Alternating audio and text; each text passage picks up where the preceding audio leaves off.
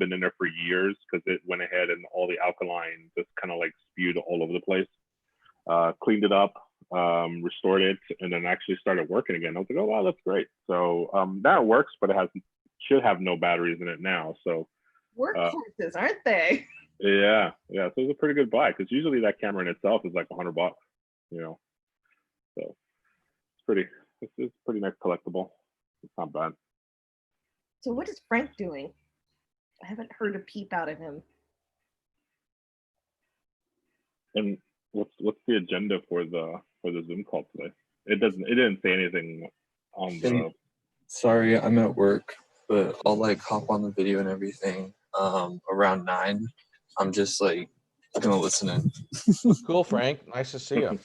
Nice to hear you. I don't know if there is an agenda. I don't think there's ever been an agenda. I think it's always just we'll just shoot the shit about photography. Yeah. Very nice. Like today, I was talking with Ken about anti-Newton glass and where to get some. Wow.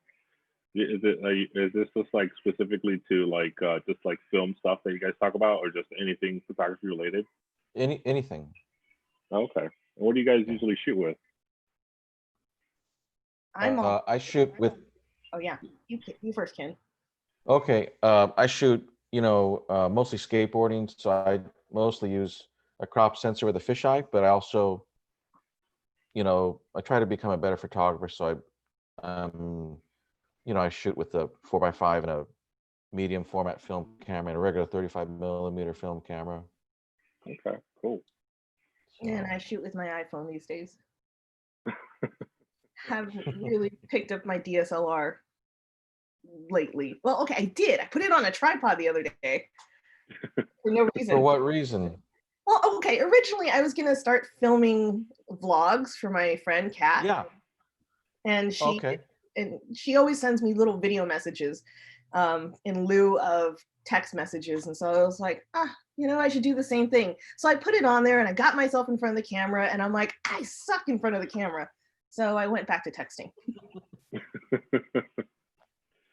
No, yeah. Why do you suck in front of the camera? What does that mean? I get nervous. I don't know what to say. Like recorded make me nervous. For some reason, this is okay. Right. Yeah. It's just like I've been shooting Canon for almost 10 years, and then I just bought when I moved down to Dallas from DC, I bought a Fuji just for family photos, and then I fell in love with it. It was a used old XT1, so it came with a little crappy lens, and then I bought a lens for it, and then I'm in love with it. I love it. Yeah. The Fuji system is very unique. It's different from a Canon, but I do miss my actual gear because the depth of field is so much different. Oh yeah, I do that. Yeah, the depth of field is so much different. And I do automotive photography, so you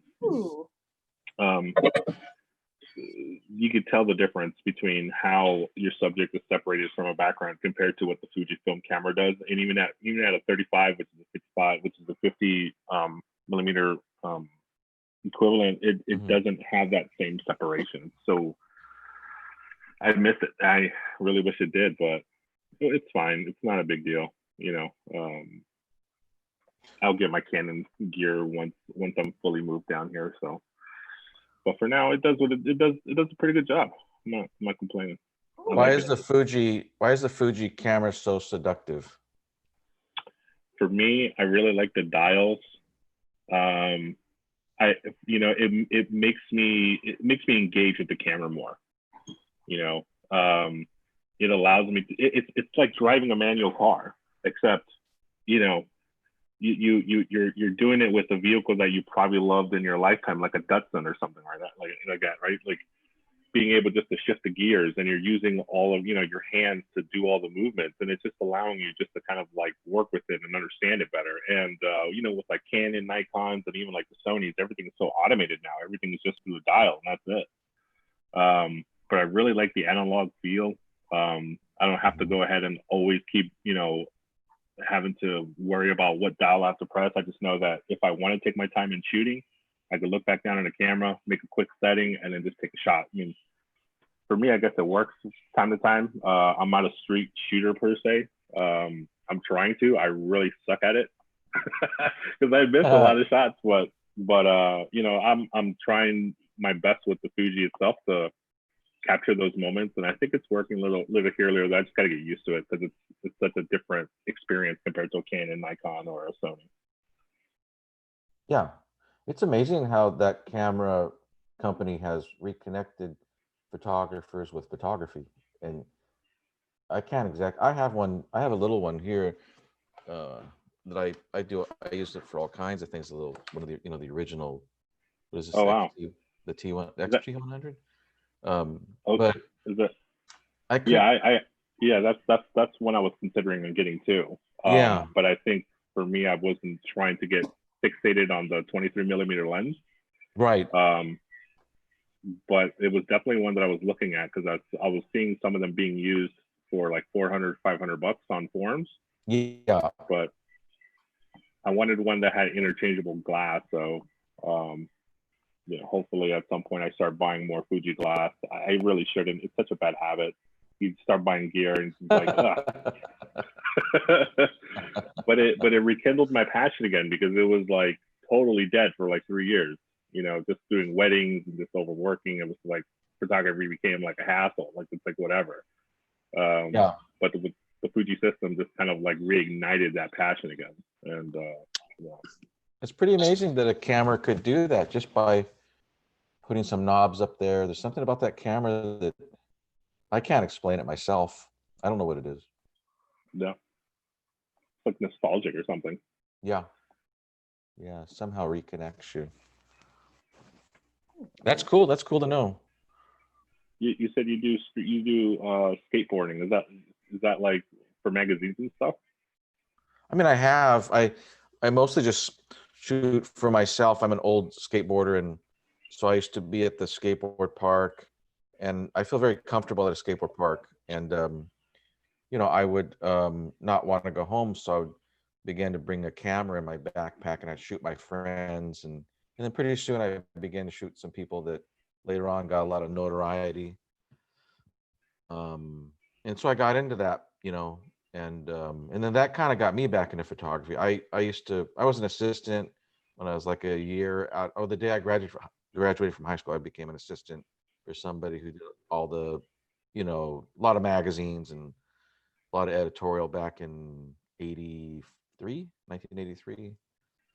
And I had a camera my whole life, a pretty good one, but never really was into photography. And so skateboarding kind of got me back into it. Did you start doing skateboard photography before you started taking classes or after?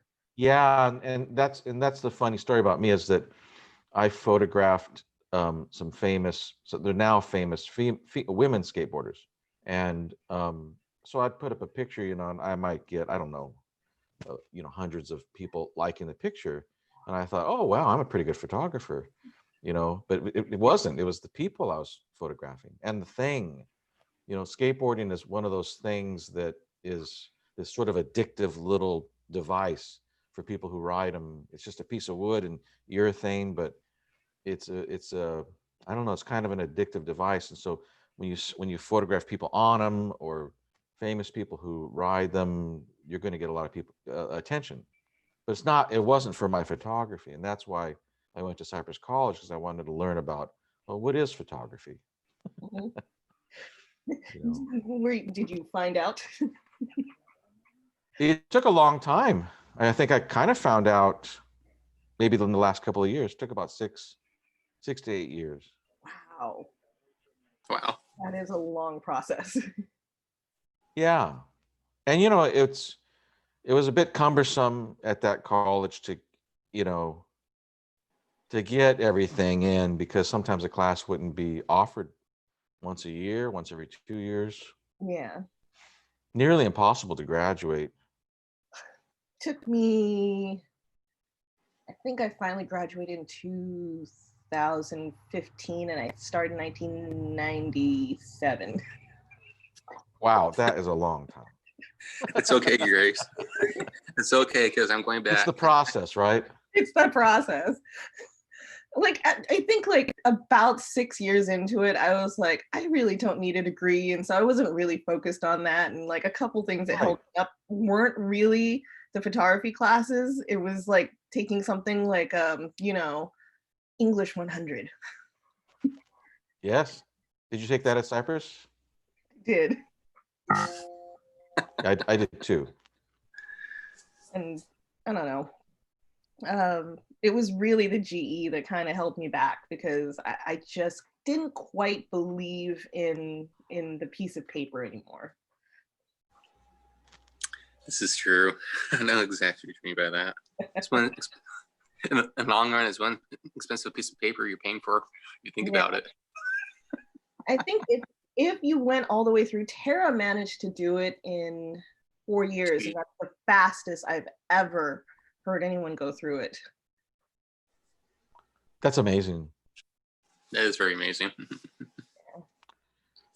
Isn't the photo requirement like just huge as compared to like mortuary science or auto repair? I mean, the core classes was 45 units. 45. And if you check every other college, because we do, like we used to check like to see what the other colleges were doing, they're only like 25 unit core classes. Wow. Ours was 45. So nearly half. Mm-hmm. Jeez. I didn't realize it was that but if many. You get through it, I mean, it's far more comprehensive than a university degree. I totally could see that. I could totally see that. Or a full degree. I know Scott Bonnell, so don't worry. We're not going to hear any videos, or we're not going to be spammed by this guy. So. Right. I am going to go get some coffee because this is cameras and coffee. Cool. You're back. I should get some juice. Yeah, do it. I just barely woke up. That's why I came in late.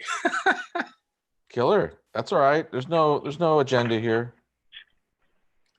I've been up since 5:30, and I fell back asleep and been on and off, nodding off. But I do my morning routine, do my studying first. Then cool. My morning routine. All right, I'm gonna get some water first and then get my juice. Be back. Right Sorry. on. Excuse me. Hey, Scott Bonnell, how you doing? Hey, Ken. Looks like it's me and you now. I probably won't stick around very long. I got a lot of stuff I'm doing. Tony / Lopez Arts. He's in Texas, and Yeah. Grace. She's somebody who she worked at Cypress College and went to Cypress College apparently forever. She's getting coffee right now, and then Raul. He's another person that worked at Cypress College and still goes to Cypress College, and then Frank. Oh, I only see 3 people. I guess I'm not seeing all the other people in the meeting. What are you doing? You're walking or something? You look like you're walking, Scott. Yeah, I'm doing a bunch of stuff around the house. I'm getting ready to run to Costco. I got a cat that was beat up by a tomcat, and he's third time to the vet yesterday. So he's Oh, it's a bummer. That happened to our cat once. I'm trying to find him right now. I'm walking around the house trying to find him because I got to clean up his wound and I got to medicate him. So that's why I'm walking around. I'm looking for the damn cat. So when I find him, I'm going to bug out and clean him up and then run off to Costco. So okay. I just thought I'd check in and see what you guys talking about. What are you talking about? Just photography. Just just about Fuji cameras and anti-Newton glass and going to college forever for a photography degree. Oh well, if you're doing Fuji, I'm a Minolta guy, so or was. Tony has a Minolta, I believe. Yeah, the old film camera. Yeah, I have an old film camera in mothballs. I have like a 202 or something, really old. Yeah. You need some flashes for that, Scott. I got a bunch. I inherited a couple really nice Minolta flashes. Oh really? Yeah. You plug into the top of the camera and. Either way, you could do them externally. You could do it on top, and they're all these are the kind of flashes that last forever. Like you could drop these off a building. Oh, okay. Yeah, I'll get in touch with you about those in a little bit. Okay. Right. Well, I think I'm going to bug out because I just saw my cat. I got to dig him up from under the bed. And okay, cool. Hope he's all right. Yeah, he will be. All right, I'll see you guys later. Okay. Later. See you, Scotty. So So Tony, Scotty was my old manager when I used to work at Skatopia, and then yeah, and he's a famous gorilla gardener. gorilla. Okay, what's that? So Yeah. Scotty was this. Scotty, I met Scotty at Skatopia, and he was like him and this guy named Joe Wood, who eventually sang lead for a band called TSOL, and a guy named Perry Peterson. They were these three dudes skating the swimming pool at Skatopia Skate Park in Buena Park. And they were like really mean looking guys, you know, not mean, but mean looking. And at the whole time, Scotty was apparently into gardening. And so because he lived somewhere where they didn't have a lot of soil, he would guerrilla garden. So that means that he would go places that were sort of what's the word for it? Maybe cities had certain little areas, little planters in streets, and he would plant things like succulent gardens. That is so badass. Right? That is Scotty's like the coolest fucking guy in the world, dude. That's wild. Isn't that Yeah, crazy? my wife And loves. Yeah, that's wild. Being able to do that. he brings in his own water. He brings his shovels, and he gardens, and he makes these beautiful gardens all over Los Angeles, and he became famous. Like, I don't know why. Scott would tell a story better than me, but maybe 5 years ago, suddenly Scotty's on CNN. He's on like he's in some commercial for like jackets, and it's all guerrilla gardening. That's who Scotty is.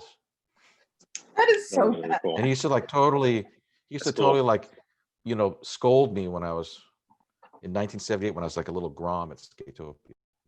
Hey, Hada, shut up, Hada. You know, that's the way I remember Scotty. Punk rocker. Interesting. I do have a question for you, Ken. I don't know if it's not photo grade. I apologize. Used to be a What's that? skateboard shop or a surf shop in Artesia.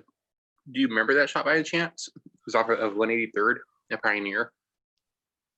Oh, kind of. Yeah, on the corner there. Yes. I do vaguely remember that place. Yeah. I used to go there a lot as a kid to get my Surfs Up t-shirts. Oh, that's cool. And I actually unearthed the It's not there t-shirt. anymore, huh? Unfortunately, no, it's not. So I actually unearthed a t-shirt, a hang time shirt recently. Wow. And I put it away. I was going to take a photograph and completely forgot. I was going to send it to you, and I remember I put it down. That's But cool, yeah. man. I may get a kick out of that. And cheers to everybody. Some apple juice. Get you started. Some apple juice. Yeah. I'm It's good like, way to- 2 hours ahead. I'm like 2 hours ahead. So I already had my morning coffee like 2 hours ago, but I still have some cold coffee here. I'm just drinking with you guys. Brew. I'm kind of cold brew. Nothing wrong with that. Mm. Yeah. Scotty was in some film class back in the day at his college, and he took these amazing photographs of all these, like, you know, ground zero skateboarding moments in places other than skate parks, you know, like backyard pools that had been sort of claimed by skateboarders, and places that Dogtown people would have came to and did come to. And so he's pretty cool. He's got a cool little collection. I'm trying to get him to do a slideshow, but he's reluctant.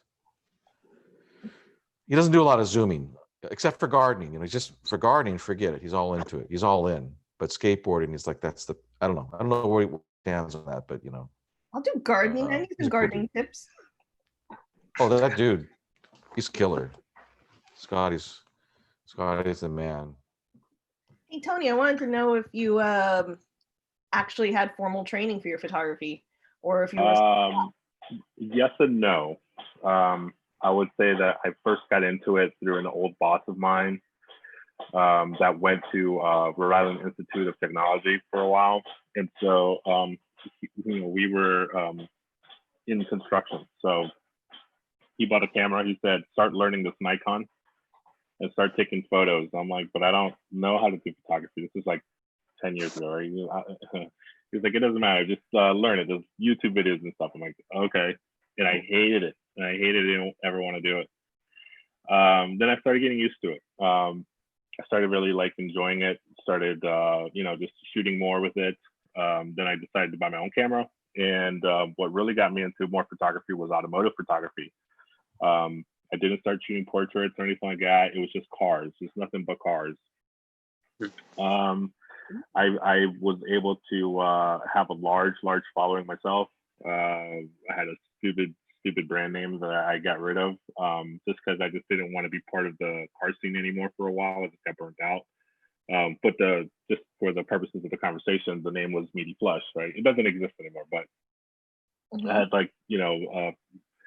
15,000 followers and all this sort of stuff, right? I mean, it's whatever, but I was shooting for large publications, Performance BMW, Porsche, Mopar, Petrolicious, Pipeburn, just all over the place. And then afterwards, it was just, this time took its toll on me and I just couldn't do it anymore. I took a break for about 2 years, and that's where the Fuji camera came into play. And I started getting it back into photography again, just doing normal street. And then I'm back at it again, doing automotive with it. It's a very old camera, but it can still perform pretty well to current year. I'm always wondering with like, my question for everyone is like, people want to have like the latest and greatest stuff, but it's hard for them to understand that it's like, you know what, if you have the skill, like you'll be able to have a really good eye to take a photo with anything. And I guess I just wanted to get your opinions on that. Like, some people just feel like they need like an X-T4 to take crystal clear pictures, but it's like, I think it's a little bit more than just the gear itself. Like, I don't know if it's the gear or not. Like, I had a friend who was a journalist, and he used to say, it's not the camera, it's the photographer. And I'm like, sure, go ahead, take my point and shoot to the Olympics and see if you can really do your job. Right. Yeah, and I guess that comes into play too, right? I mean, it just like depends on the scenery. And yeah, go ahead. It was just like, it's not that he couldn't get good pictures, but like, would he be able to stop the motion when he needs to? Does he have the depth of field that he needs? Does, all these things come into play about getting that image you want. And sometimes you need the right tools to do it with. But, it's like you talking about wanting a shallower depth of field. Like, you can't really do that. So then the tool does become important. Yeah, but I think it's not a big deal breaker for me in most cases, because I can still get the separation I need in post. Not that I want to do that all the time, but I actually like the way it's more natural with the camera on its own without me having to add it. I know there are a lot of people that are really like about bokeh. I just don't. I care about it, but not so much when it comes to automotive stuff. Right. Because what's really important is not how much you can get in separation, but how much all the elements in the foreground and colors and how the vehicle just basically exists within the environment. And it's hard to teach that sometimes. A lot of automotive photographers that come up, they're very sensitive about critique. Very, very sensitive. They don't like being told something. And I don't know if every photographer is like that. It's just like, they ask for the feedback. Yeah, they ask for the feedback, but then it's like, well, I didn't ask for your opinion. It's like, but you did. And it's not bad. It's cry in class. I remember that. I'm the opposite. I only want to know what's wrong with something that I made. I only want. That's how I want to learn too. It's like, how crappy is it? Tell me, because that's only going to make me better. Well, I think say the things that do work too. So it's like, because then you can just keep doing that part of it. Yeah, I respond better to positive feedback. Hey, Frank. I remember there was like a whole bunch of students towards the end that would be really offended that you didn't like their photo. It's because they put their stuff on Instagram and they had like 72 likes, and we're like, yeah, but it's not that great. Or they have like, wow, it's amazing. Wow, this is the best photo I've ever seen. It's like, okay, thank you, Grandma. It's like your mom and grandma really like it or something, or they like it because of what Ken said, the subject, not the photograph. photographer. Yeah. It's appreciated, but like, you know. God. Yeah, I don't believe that the hardware matters. I mean, I think what I should really say is that you could buy hardware for just about any application that, as Grace said, would get you in the ballpark for what is required for way less than buying it brand new. I tell you that much. Mm-hmm. So yeah, I don't think you need the latest camera to be competitive Yeah. or No. to do good work. I feel like you could still get away with good stuff with cameras that are like at least 8 years old. Yeah, Mhm. easily. Yeah. Especially Fuji. Frank's a Fuji guy too. Yeah. Tell us about your Fuji experience, Frank. When I last saw you, you just were considering purchasing a Fuji. Which one did you get? The XT2. Okay. I got How it. how was that experience, just, in general? It's been amazing. I got it pretty late in like August 2018. And I was wondering why the prices dropped right after I got mine. Because the XT3 came out like September or October or something. Fair warning right there. It's like with every iPhone. It's like the price they're coming out with a new one. By the way, Frank, you got fuzzy. Is that COVID beard? It's shelter in beard. But yeah, I love it. I've been doing film photography the entire time. I've been doing photography in general. And then I had like a Canon Rebel, and I shot on, I want to say, like the Canon 5D Mark III and 4s at Cypress. I shot on the Nikons at Cypress. I shot on the Phase ones, the Hasselblads, like all the jazz. I shot on the Sony for a while, for like 2 years straight. I mostly shot Sony, and I loved it. But when I shot the Fuji, it felt like I was much closer to what I love about film photography. It felt much closer to what I've always wanted in like the digital photography realm. And it was just a much better experience. And the kind of photos that I really liked turned out to be exactly what came out of the Fuji. Wow. I was into the whole bokeh thing until like maybe 6 months ago, but have you joined the F64 club? Right. Yes.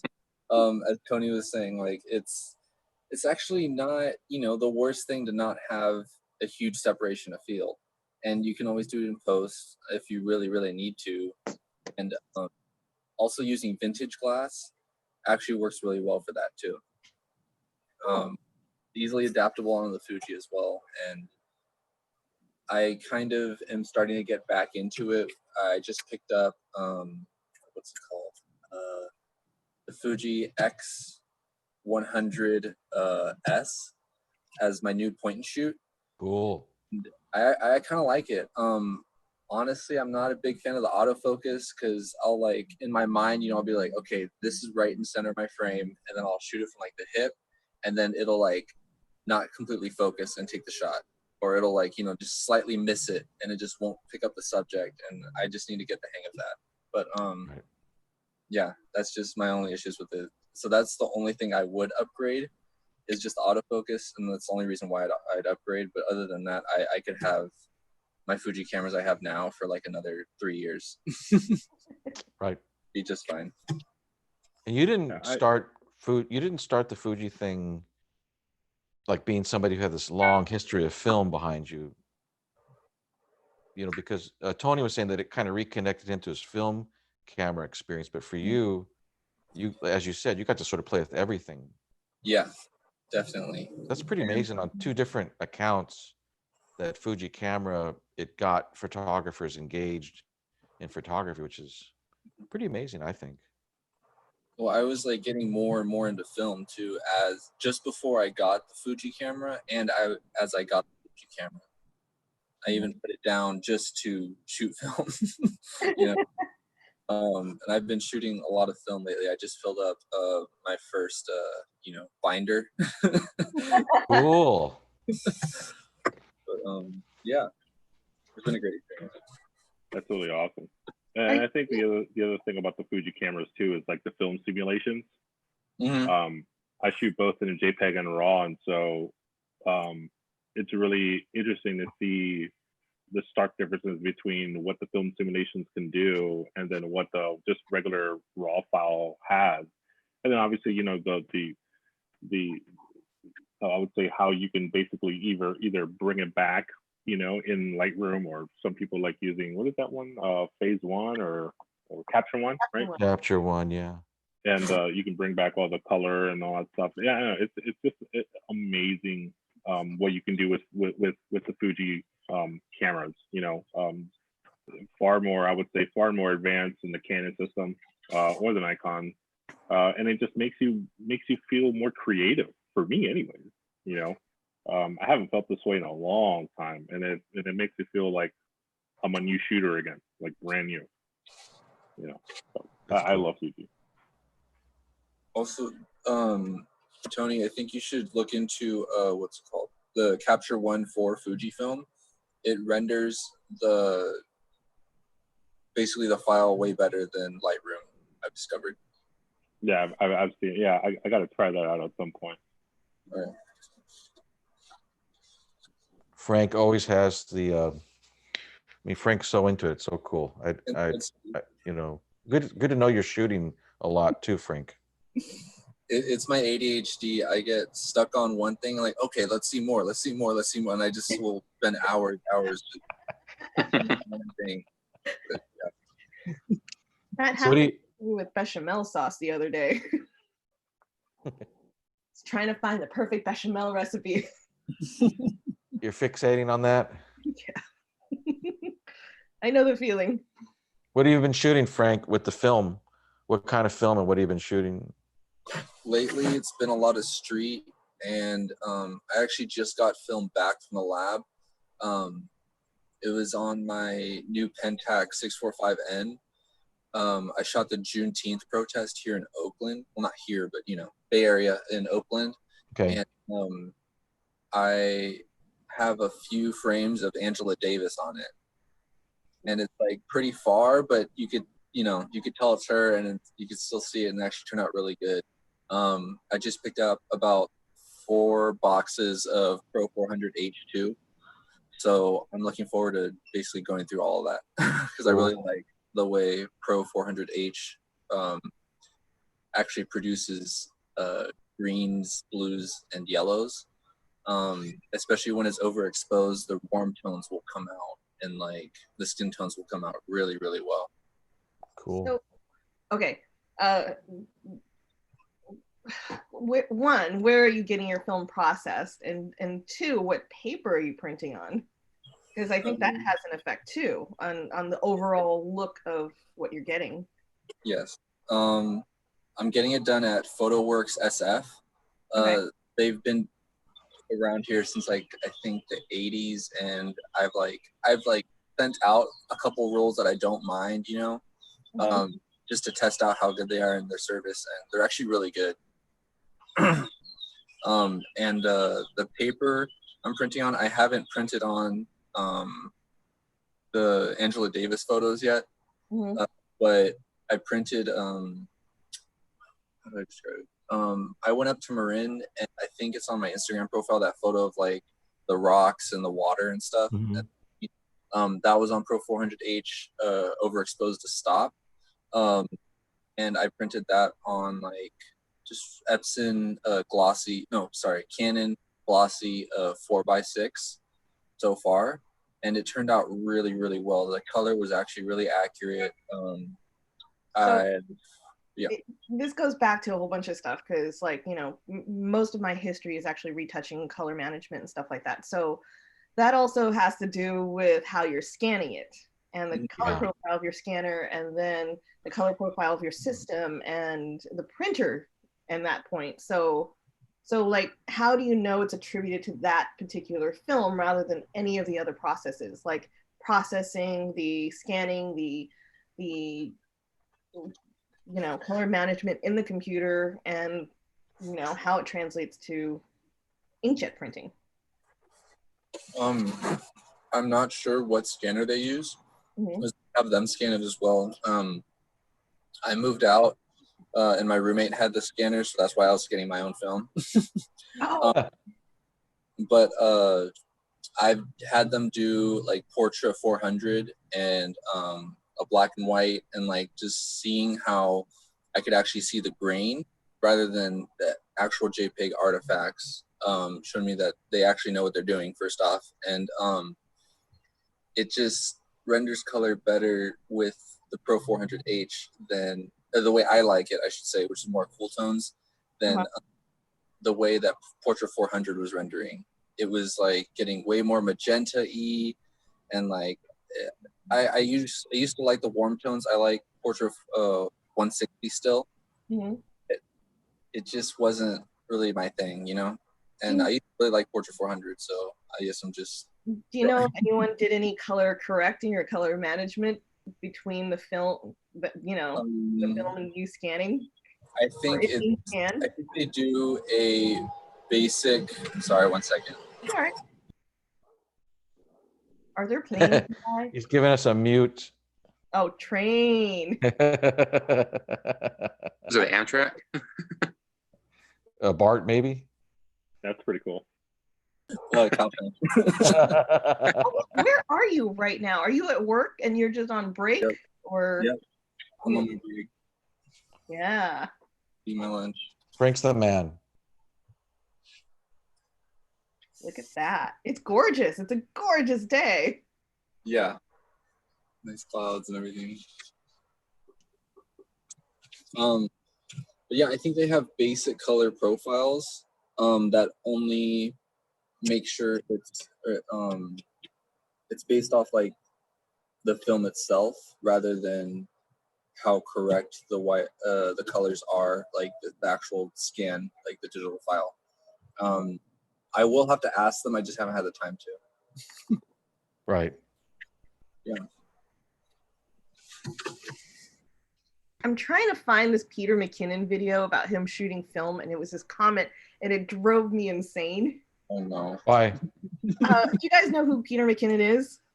I know that name, but I'm not real familiar with Peter McKinnon. So he's a video blogger on YouTube. Yeah. He's like pretty popular. I don't know about famous, but he's only like 1 million subs or 2 million subs now or something like that. He's up to 4 million now. Beginners and Canon photographers. Okay. Videography. He does probably more videography than photography tutorials on there. A lot of film editing. But okay, so I don't know if I can find it, but basically he's talking about how he used to be a wedding photographer, and he mentions that he used to send his film out to California to be like, processed and scanned. Right. And if I can figure out the timeline right, like when he said he used to be a photographer, there was only really one major place that was doing that kind of stuff, like scanning and processing, and that was Pictage. And he's like, oh, I love shooting film because it always came out right. And I'm like, I don't know if it always came out right, on film, because I was the one who used to scan the film. And so basically we would send it out to ANI, and we knew ANI was a freaking great lab. Yeah, I used to use ANI. Yeah. I stopped when I stopped doing film. So we sent out to ANI, and then it would come back to us in whole rolls, and there would be people scanning it. One of them was me, and I know I was doing a fuckload of color correction to some of these just to get it to look like the exposure to look right, the color to not have a certain cast. We tried to neutralize the color as much as possible, and then we gave it back to him. So like, it always makes me question, is it really the film, or is it the person scanning it doing corrections?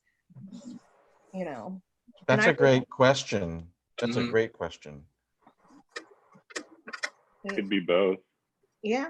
And so like I've processed my own film enough, and I've hand printed enough, like, and I've had to change the chemistry And so I know the chemistry is absolutely fresh. When it was at Cypress, it was me who was changing the chemistry for the color machine half the time.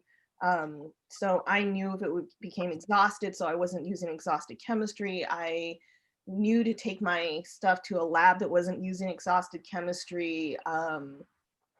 I knew to use things like Profilm. So it was already ripe. It wasn't like a consumer grade film that was, that might need to age a little bit before their color profiles become correct. Right. And so there's so many factors in there that I question it when people say, I like the look of this film. And I'm like, do you? Because of all that. Yeah, like if the chemistry is slightly off, it gives you a different color, like whether it be in the processing of the film or the processing of the paper. But if you're doing inkjet, then it brings a whole bunch of color spaces and color gamuts for all the devices you're using to process this image into it. And so is it that? Let me ask you a question then, Grace. I've been dying to ask somebody who, maybe you know the answer to this. So I'm going to share a picture on the screen. Okay.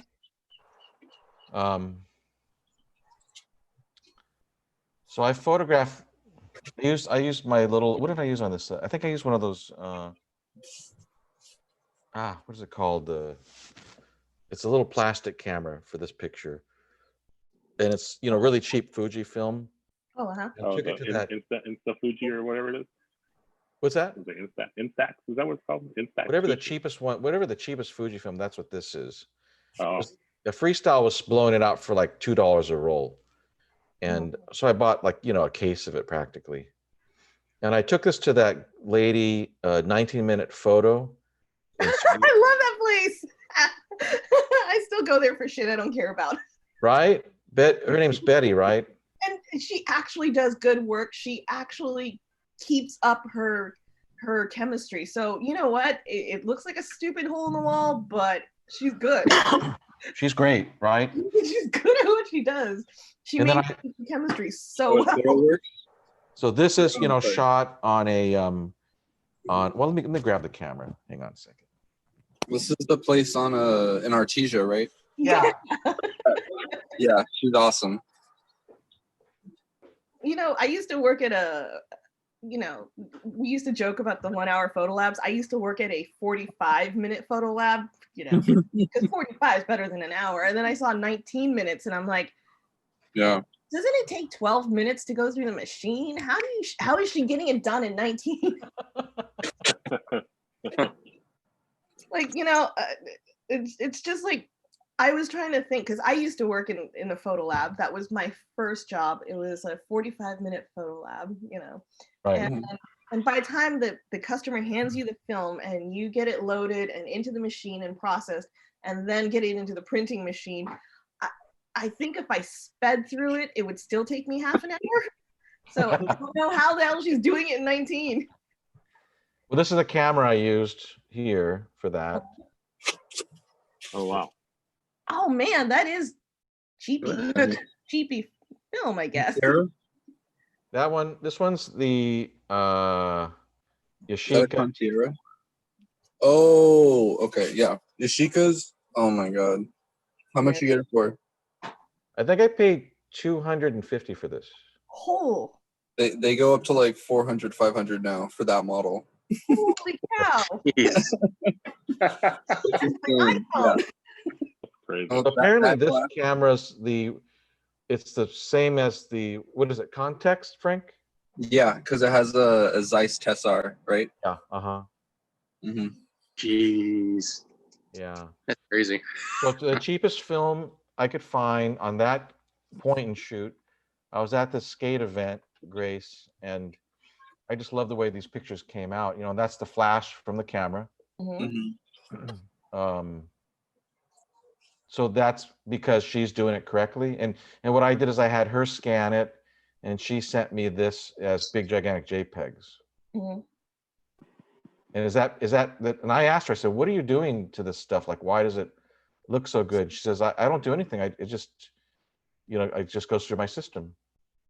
So there's no way, she's not doing what you're talking about. She's not sitting there retouching this to make it look like this, right? Maybe it depends on what scanner she's using. Some scanners you may or may not have like an auto function on there. Mm-hmm. Right. And if she's not turning off that auto, you might not be getting what's actually there in the film. And the scanner software is auto for color and for exposure. It's thing that Michael was testing a little bit ago. And especially with the Epson's that auto ice technology and whatever. Yeah. You get more JPEG artifacts from that and color casting for sure. But Yes, if you the raw scanning of it when it's brown, and then color correcting from there by the numbers is like the actual way to go. But of course, it takes so long. it does. But it's you really are getting more information, I guess, out of the negative. Yes, it's like shooting raw. Yeah, it's the equivalent of raw, I guess. Yeah. So if I scan this film on my V700 and I corrected it by the numbers, I would get something like this. Maybe by the numbers, I don't know. But you can absolutely do it. Like I have 2 scanners. I have a dedicated film scanner right now, and I haven't touched it in a long time because it's SCSI. Who remembers SCSI? I do. Yeah, and so I get fantastic results from that. When I do it, Well, Grace froze. Uh-oh. Man, right when she was going to tell me something I wanted to know. The cell phone battery died probably, I'd guess. Right. You got a cell? Oh no, there you're back. You froze on us, Grace. yeah, sorry, my internet goes in and out. Okay. You got to go back six sentences. Yeah. Where was I? Something. You're saying you have the SCSI scanner and you get results like this, But I guess my question is, could you do it as quickly as taking it to Betty? This wasn't 19 minutes, but she got it to me that night, Right. I don't know, because I'm going to assume she's using something like a Frontier scanner, Fuji Frontier scanner. That's what major labs tend to use, and their color profile is great. It's got great resolution, so I don't know. I need to look at the specs for her scanner. Right. Because we used to use here. Oh, lost again. Froze again.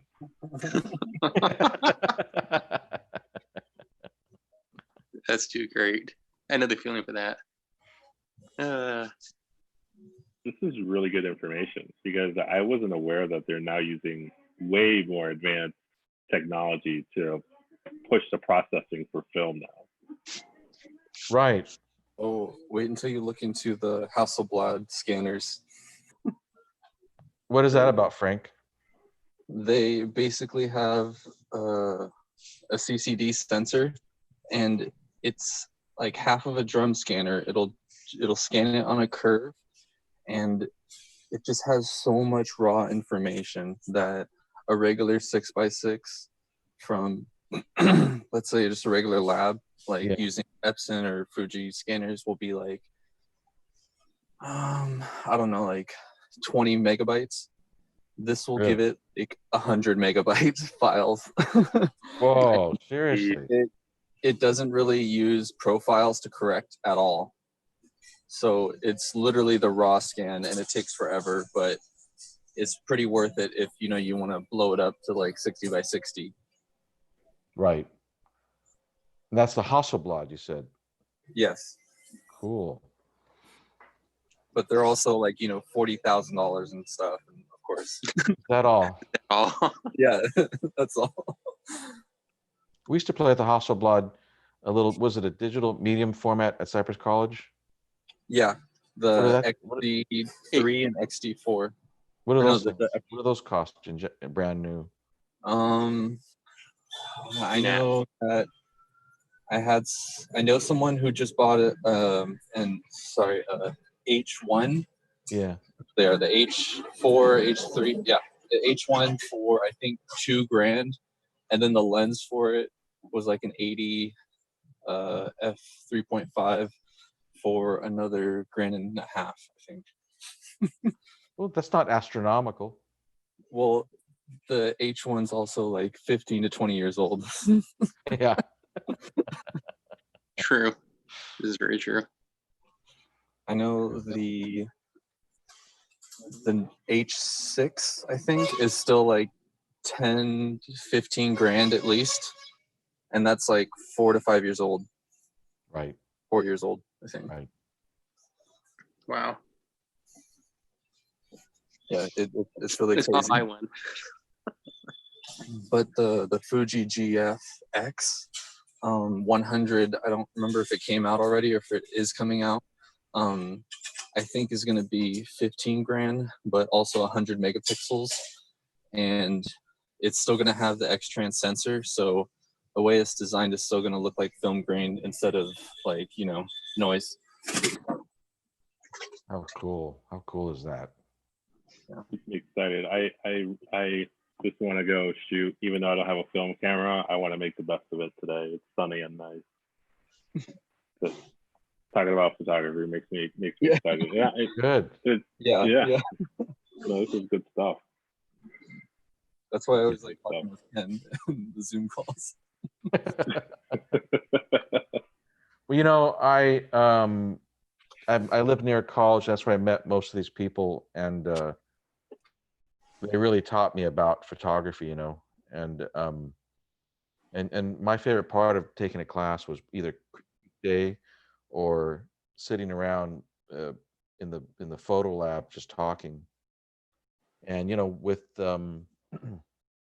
everybody graduating, and then now with COVID, you know, we can't really do that anymore. So I felt like this would be a good way to sort of keep photographers just thinking about photography. You know, getting us engaged or getting us thinking about being creative. You know, I think that's important. Keep each other motivated somehow. Yeah. And I've learned so much from all these people, and I'm learning stuff from you, Tony, about photography, you know, and it's strange because photography is isn't it kind of a simple thing? You push this button and you can just put it on auto, right? But why is it so friggin' fascinating, you know, 40 years later? I don't know.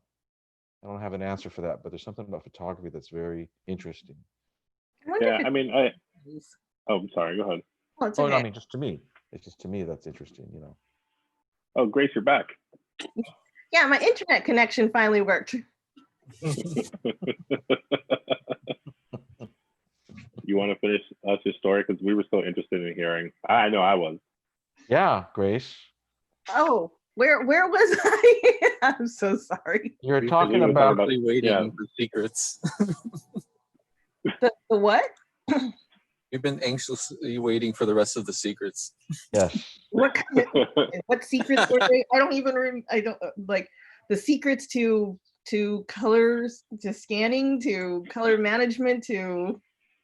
I think that's where we were talking about technology, and then it went out. Oh, hang on. Let me get Zoom back on. I was playing on Facebook. I was asking you, Grace, about like if I could get this kind of a result just from going into my V700, you know, and you said, and then you began to talk about. Oh, yeah, I said maybe. It's because every scanning device, every device has their own color profile and their own algorithm for that, and so it depends. And I'd need to see. The only way to do it is to test it. Right. And did I start the video? I didn't. There we go. No, you haven't started your video. There you are. Okay. Yeah, no, that's pretty cool. And I was just adding to that when you have blacked out, is basically like all these technologies and how film can now be developed is pretty crazy. You know, I never really wondered about that because the last time I used the film was 2 years ago for a wedding photography, and we were at some farm in Pennsylvania or whatever, and I brought out my Canon AE1, and I kind of cheated a little bit because I still wasn't used to it. So I kind of took my digital camera real quick, just kind of metered it, and then just kind of copied the same settings.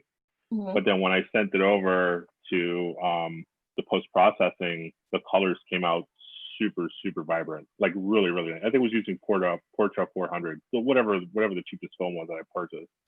Yeah. But it came out so well. But I didn't realize that the technology that they're using to process it was like done in the way that you guys are describing it, where it's like they're scanning all these things in. There's already a color profile specific to the film, and then it's automating everything and creating these vibrant colors out of it. Obviously, if it needs to be, edited for, color correction, so something like that, like the ability is there. So yeah, I mean, I that's new to me. That's pretty crazy. I didn't think of it that far as processing these films. Yeah, I'm gonna screen share with you my face. Let me turn it on, Grace. Oh, okay. Oh, you have it off. There you go. It just comes. It's default that way. Go ahead. All right. Screen share. Let's go with my desktop. Far out, man. All right. So here is my Facebook and my days at Pictage. But so like this guy, for instance, he's sitting there and we had a team of people who did nothing but retouch. And so, they would just sit there on their computer and retouch all the photos for hours, Nice. That's my manager, kind of yelling at me. She was someone who only did proof printing. She only just QA'd proof prints. That's all she did. Mm-hmm. And you'd see the stack of it behind her. That's another retoucher, sat there with the tablet and just retouching. That is all the film we scanned. Wow. Yeah. Here's one. I forgot what this photographer's name is. I think it's Jack Gruber or something like that. But that was one wedding. Wow. And whoever had to do that was like, damn it. Oh, wow. It's like, if you look at the other ones, the other racks are actual full weddings, and look how little film there's. Yeah. What? And, oh yeah. That was my scanning station. So those are the Kodak scanners, and there's another one that's out of camera frame, and I would just sit there and scan for anywhere from 8 to 12 hours a day. Did you have 3 workstations? Did I what? You had 3 workstations, like 3 computers?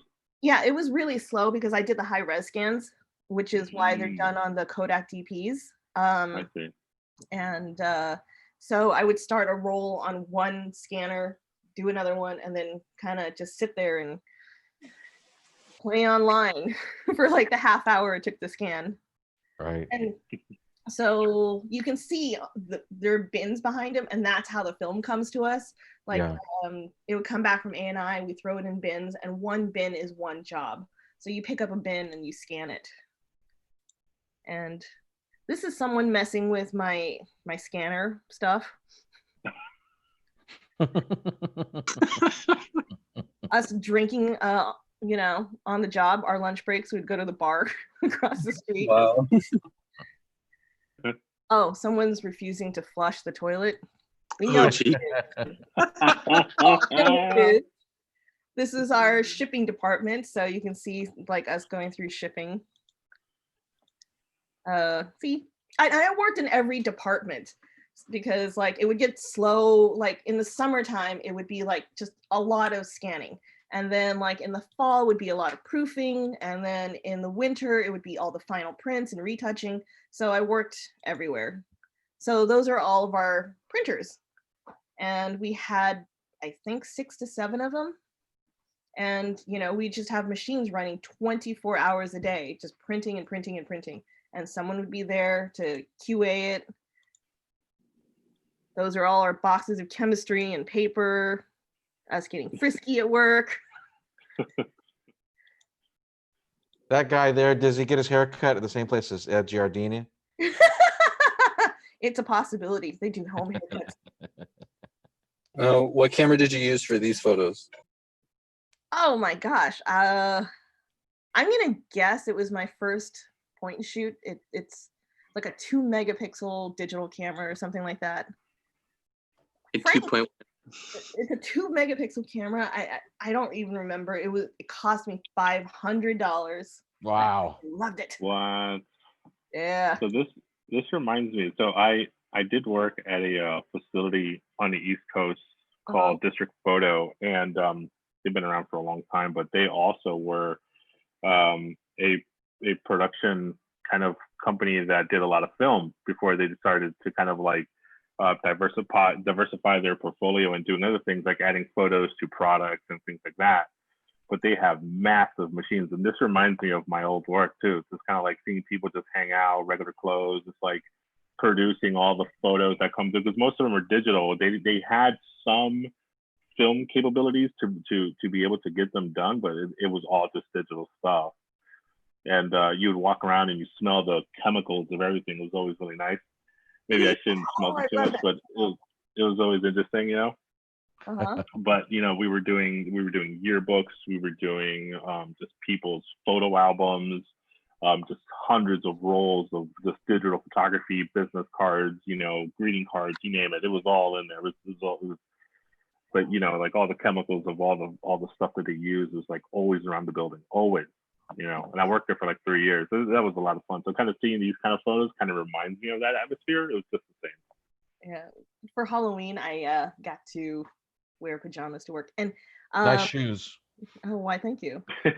In the background, you can see like a control unit, and that's our humidity controller. So it was a temperature and humidity controlled room, and it was always dark and friggin' cold. So that's why I'm also wearing a robe. Everybody's got jackets on. Yeah, this is us pranking each other. Wait, go back to the prank. That's great.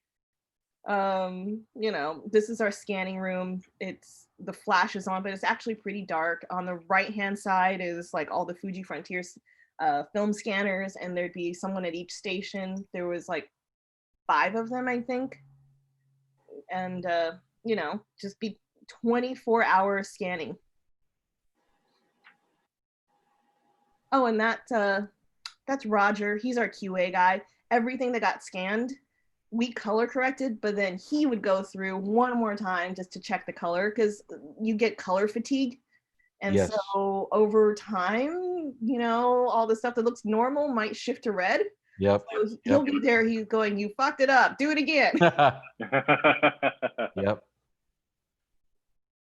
And then, you know, us going out to eat for lunch. That's basically. Food is important. That's cool. That was really cool. That's cool. Thank you for sharing that. It wasn't really great. It was snapshots. I never thought to take better pictures. It was just like goofy pictures on The Office. Yeah, but they were in the moment. You know what I mean? I think that matters the most. This is like, you know, they're not to be perfect. You know, so you journaled something and it's pretty amazing. Good stuff. Does that company still exist, Grace? It closed about 3 to 4 years ago because, you know, people don't need it anymore because everyone's shooting digital. I mean, there's no there's no need for anyone to really be there to act as a lab anymore. No one sends their stuff out to A&I. No one needs scanning. No one needs, you know, this stuff. They might, you know, shoot digital, upload it to SmugMug, and SmugMug has 2 labs and they just focus on printing, and they'll just print whatever you have exactly as is. They're not going to sit there and color correct too. So that makes me wonder, is that necessarily a good thing that people aren't collabing imagery? You know, that digital, the immediacy of digital, is it a negative? Is there a negative aspect to that? Because not everyone is like you. Like I have a scanner, and I think I'm more trouble than help in my situation. That's why I started taking my stuff to the 19-minute place, and suddenly it looked great. And that's it. It's just a trained eye. It took me a year to learn how to see color. And you weren't there for Jerry Birchfield, No. but he was the one who taught me how to work with color. And it was just a year-long process of like, he would see color casts that I could never ever see, and like he'd say, that's too green. I'm like, what? How the hell do you see this? This is true. I remember that. Oh, I will show you something that helped. Yeah. Oh, I forgot my Yeah. light. There we go, light. I turned it off when I got disconnected. So give me a second. Let me see if I can find this. Aha. This is my printing bag. Printing bag. Yes, it's my darkroom printing bag. It's Should glass. ask. Cool. So this is what I had since when I first started at Cypress. Same bag. This is my first burn card that I ever made. Wow. Still have it. But this is actually what helped me learn how to see color, and they're color printing filters. So they come in a little packet like this. Okay. You hold it up over your picture, and so it'll help you to see color casts. Oh. And you can combine them, That's awesome. or you can combine them this way, and then it will tell you on there things like subtract 10 magenta or 10 yellow. And so I relied on this for years, and eventually now I can just see it. And it took a long time to get there. And there's two sides. There are the black sides and then the white sides. And That's so it'll say So things cool. like hold this for transparency, and then hold this for colored negatives. that is so cool. Wow. So that trained your eye. It did. And Jerry hovering over me going, that's not right. He can still see it. He can still see the nuances. And I got to a point where I can start seeing where the chemistry is starting to get exhausted. And so Yeah. I start seeing a color shift before I couldn't. What other? Was that ever a good thing, or was it always a negative thing when the chemistry got exhausted? It was, for me, it was almost always a bad thing, because then I couldn't predict what the image would look like, and consistency is the key. I mean, the happy accidents happen, but you want to be able to control that eventually. Right. Oh yeah, see, dark bags. I had a whole bunch of them, so I can take them Cool. from like the dark room to the room that had stuff processed in. My gray card. Yep. Oh, this is kind of a little thing so you can burn. You can make whatever aperture you want. It's a How pain in the cool ass, is that? so I never used it ever. Wow. Oh, hang on. I'm sorry, I'm going through memory lane. I haven't gone through Oh, this is very interesting. for a while. I completely geek out over like all this old, I was hoping you were Canon seeing stuff this, and Frank. Nikon stuff. Yeah. I'm like geeking out right now. This is awesome. From my regular days, this is a lith film that obviously is not going to be used now, but it was really, it's there. Rager. Ruby lith masks. Oh man. So I still have some ruby liths lying around, and they're cut out specifically for his step tablet and the picture size he wants. So I would make little masks. Wow. Let's see what else is in here. Oh, here's another burn card. This one you can turn, How cool is that? so you can get different shapes. Oh my God. Never used it. 4x5 film carriers. Oh. If you ever need to find out how to crop your film, oh my gosh, I didn't even open this. It's still in the package, but it helps you figure out cropping. Yeah. But yeah, this is I wonder what's in here. Huh. My God, Frank, this one bag. Camel hair brush. It's a little worse for wear. What is that for? What's the brush for? Getting rid of dust on film. Okay. And it has to be soft enough so it doesn't scratch your Not film. gonna scratch your emulsion. Yep. So has to be camel hair. The scissors I use to cut 90% of my film. Wow. Oh, look. The historic bag here. Okay. So when I was masking stuff, oh, see, this is my anti-static cloth. These are the best ones, the Ilford ones. Mm. Gloves, so that, you know, I wouldn't get fingerprints on my stuff. Yeah. Oh my God, spot zone. Number 3 is my favorite. They say, you know, you buy one bottle, it will last you a lifetime. And I don't know if you can see how much I've actually used, but I used to spot a lot. And that's what I have left. That's great.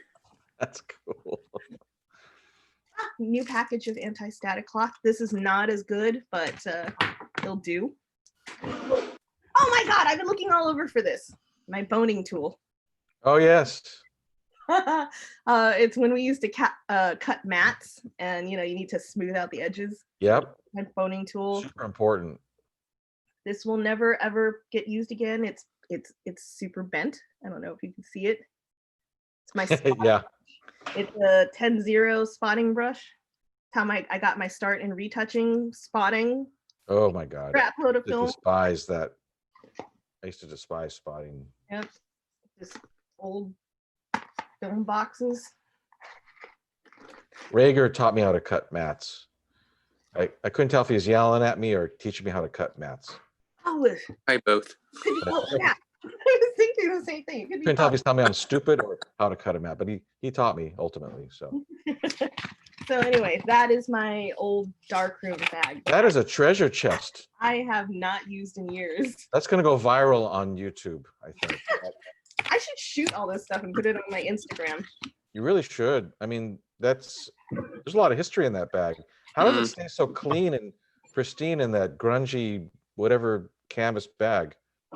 I don't know. I took care of my stuff, I guess. I mean, all the ruby lists are like perfectly, there's not a nick, there's not a fold. Yeah, them in film boxes. I definitely want to see you and Michael compare how much stuff you have in common. And oh God, yeah. Because he has, I think, the same stuff, but, you know, different. Yeah. That was exhilarating.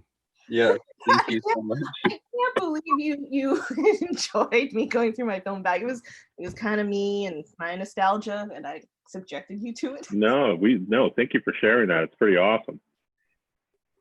Yeah. So I don't know. This is why I don't do film anymore. Right. I've had my fair share. I'm done. I'll stick to my iPhone. That makes you that, and why is that? Because it was just too arduous a thing, or you just burned out on it, or what? I have a vision in my head of how I want my stuff to look. It's 10 times harder to control in film. There's so many factors. It's buying the film, buying the right film. Which type of film? Are you using Fuji or Kodak, or are you buying pro film? Are you buying consumer grade film? If you're buying pro film, you have to use it right away, or else it gets overripe. If you buy consumer grade film, is it ripe enough? Is it overripe? And then on top of that, you have to think about the lab you're sending it to. Are they controlling their chemistry? Is their chemistry fresh, or is it exhausted? Then you have to go in and choose your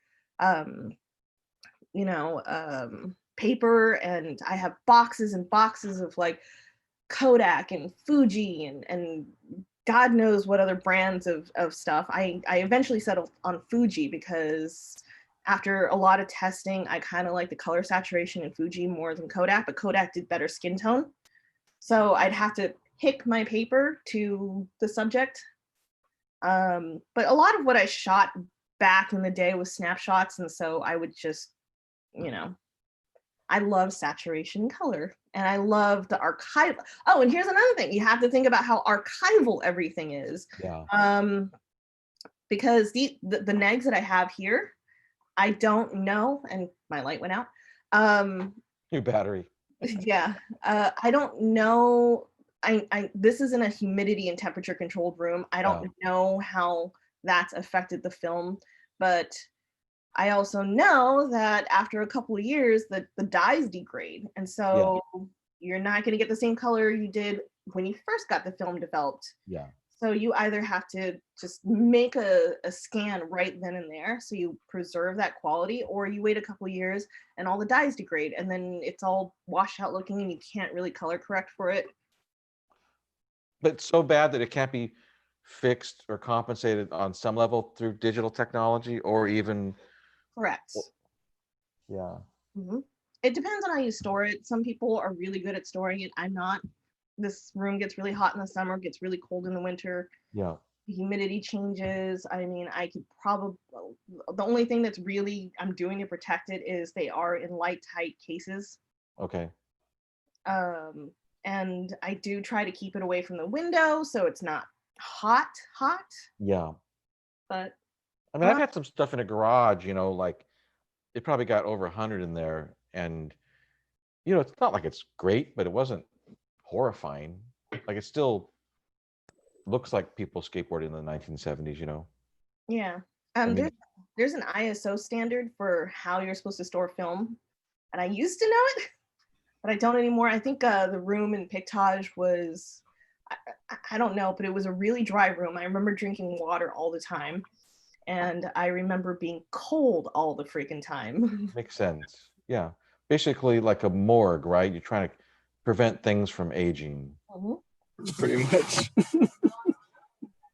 And silver and black and white film is fine. Silver seems to stand the test of time, but color definitely doesn't. And then you know, for your really important stuff, you're having to think, okay, I have to shoot like Kodachrome instead because it's a more stable dye.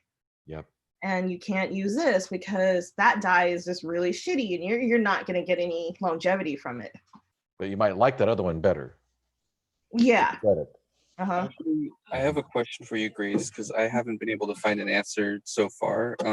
What was the big deal with Kodachrome? I like the color. I understand it's a K13 process, but I just 14. Understand. Oh, sorry, K15? 14. Oh, 14. I just didn't understand why it was so different. Or why it couldn't be replicated. Kodachrome was a 25 ISO film, so it had virtually undetectable grain. And it was such a weird process that the color, long story short, it just was a much more stable process. So it wouldn't change as much. You would get a lot more it was a lot more archival. And so it was good color. It was really saturated. It was one of the more saturated Kodak films, but it was really the 25 ISO part of it. But the downside of that is because it's transparency film, it doesn't have a lot of latitude if you fuck up exposure. You have to nail it. You gotta nail it, yeah. You really have to nail it. And sometimes you're in situations where you just can't. And it was also more expensive to process because I think even at the time I was doing it, and it might have been the height of film, I think there was only like 3 or 4 labs in the country and maybe 6, 7 in the world that would process Kodachrome, so it always had to get sent out. And I think ANI was one of the places that was authorized to do. Wow. I had some Kodachrome done through ANI. Yeah. And so a lot of people went to E6. Kodachrome and Kodak's thing was proprietary, so you had to be authorized to do it. E6, I can't remember who developed it. Might have been Fuji, I'm not sure. But it was a much more accessible process, so most people did that, but it wasn't as stable. That's really interesting. I've only found one place that says they still do K14 for certain cases. Mm-hmm. But I also am not sure if it's real or not. It might be a bastardized version of it. I don't know. I haven't kept up on it. So what now flip the coin? You can still process, it just won't be the exact quality. Like I cross-process film all the time. I do negs in positive chemistry. I've done positives and negative chemistry. I've used not the correct chemistry, and it just changes the color a little bit, the contrast. It's so cool though. For all these reasons, I just don't shoot film. It's just too hard to get consistency.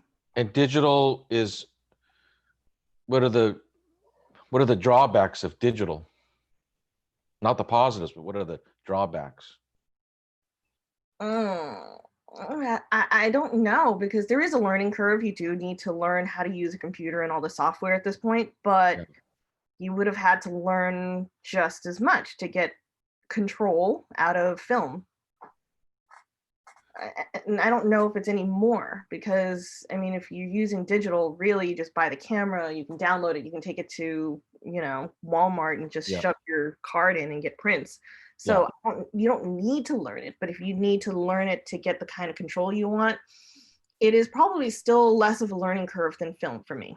Oh, like by what, 50% less in your estimation, or 80% less, or then, you know, and just, you know, we're just guessing, we're just talking. It's just coffee and cameras, you know. Yeah. Oh, yes, coffee. I'm running out of coffee. Uh-oh. More coffee. Let me get more coffee. And okay, think about that. Camera out, and yeah, because that's a complicated answer, I think. I don't know. That's a good question, Frank. You see that?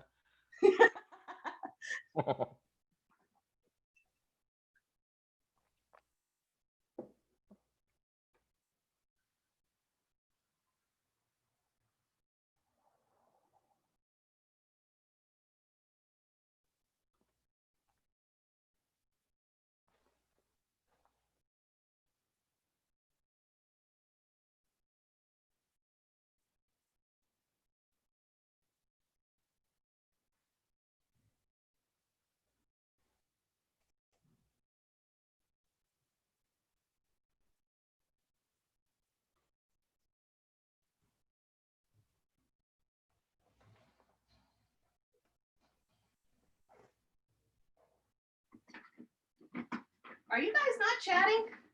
No, we're just listening. I'm listening to the third, or either the second or the third trash truck just came to my house. Ooh, trash day. Mine was yesterday. Oh shit. In an hour, I have to go take my trash in from yesterday. Street sweeping is today. Street sweep is the very next day for you? Oh. Yeah. For me, it's a couple days later, thankfully. Wait. Found another Sony battery for your LED? I have piles of them back there.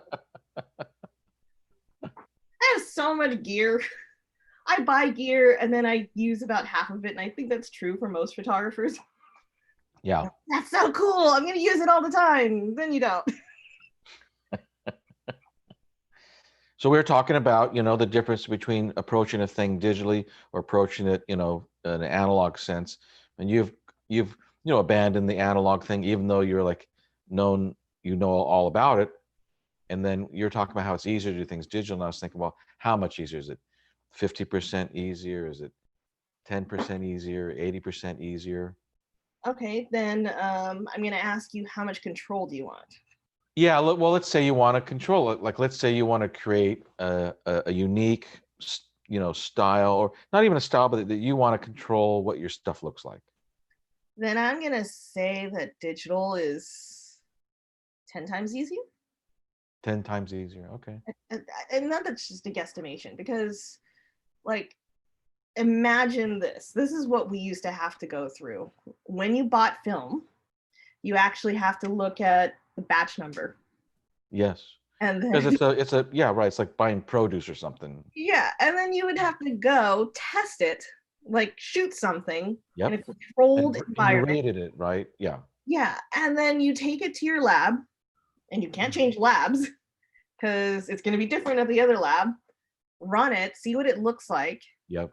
And then you shoot, and that only lasts until that batch runs out. And so if you got really familiar with a camera store, they may hold a batch of film for you. Okay. That's cool. So, you know, you buy one roll and they'll say, like, we'll save the brick for you, the rest of the brick. If you like it, you can come back. So there's that. So you have to develop a relation. You have to figure out a film you want. And that is a lot of testing. Getting a relationship where you can get that batch over and over again. And you know, sometimes it would only be months that you can get this batch before you have to redo your test again. And then you need to select a lab that you like because they need to maintain their chemistry. I used Photomation a lot. Photomation is amazing at their chemistry control. ANI is really good. I think right now Richards is really good. Richards in LA. Okay. And then once you get that, if you're going to be printing in the darkroom, then you have to go through a series of testing for paper. Like, do you like Fuji Crystal Archive? Do you like, Kodak's this or whatever? And so you'd have to test. And then luckily I had the school, and since I worked there and Ron worked there, one of us always made sure that it was just fresh. We were testing it like daily and sometimes hourly. If there was a lot of people in there, we would test like a couple of hours when you get these test strips, and you would see, and then you would print. But then if you're going to do it digitally, then you have to consider learning how to use on top of an enlarger and on top of all that testing. Then you would have to pick your scanner. And then you would have to pick your computer. Are you using a Mac? Are you using a PC? What software are you using? Are you using Photoshop? Learning Photoshop is a huge learning curve. And drivers.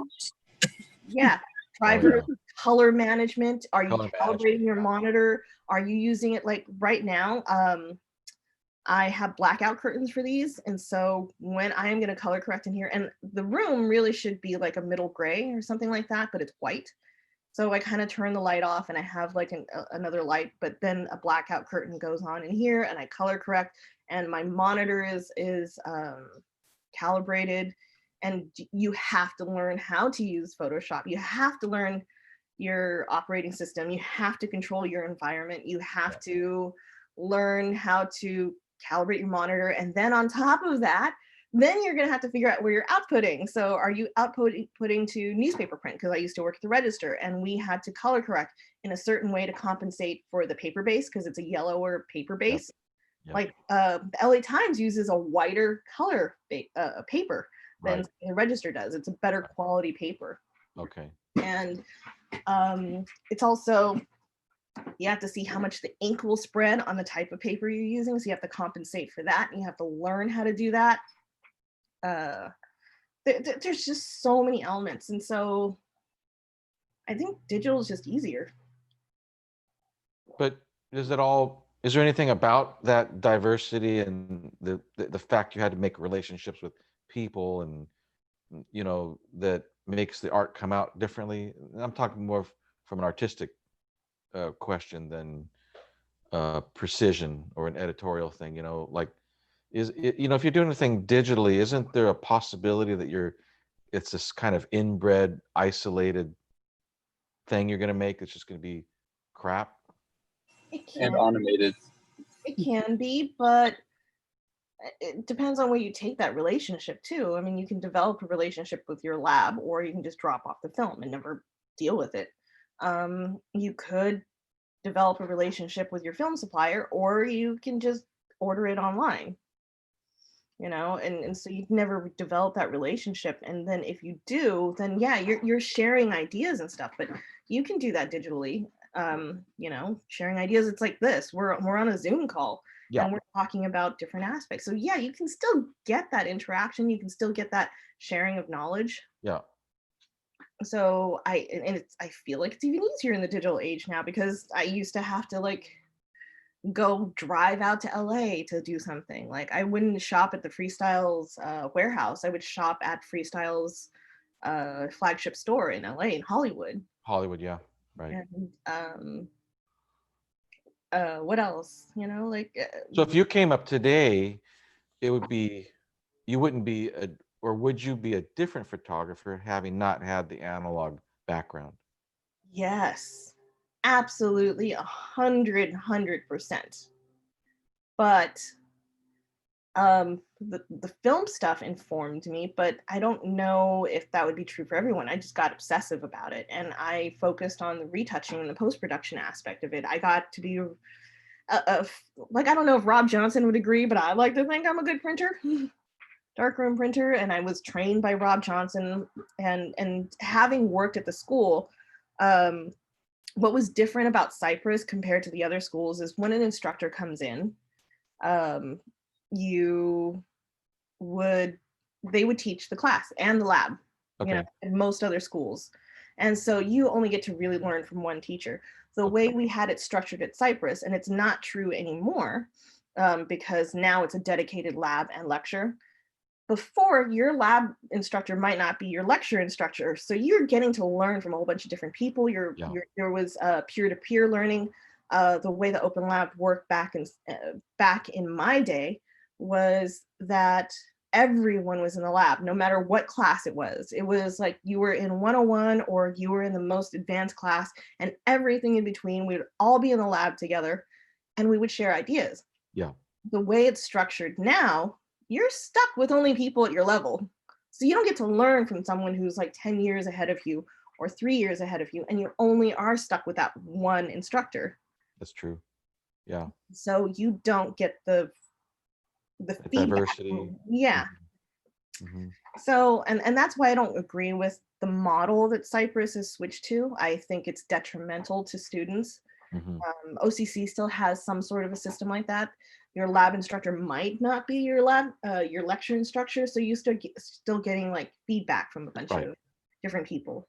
And OCC still has a structure where you can kind of come in almost anytime you want.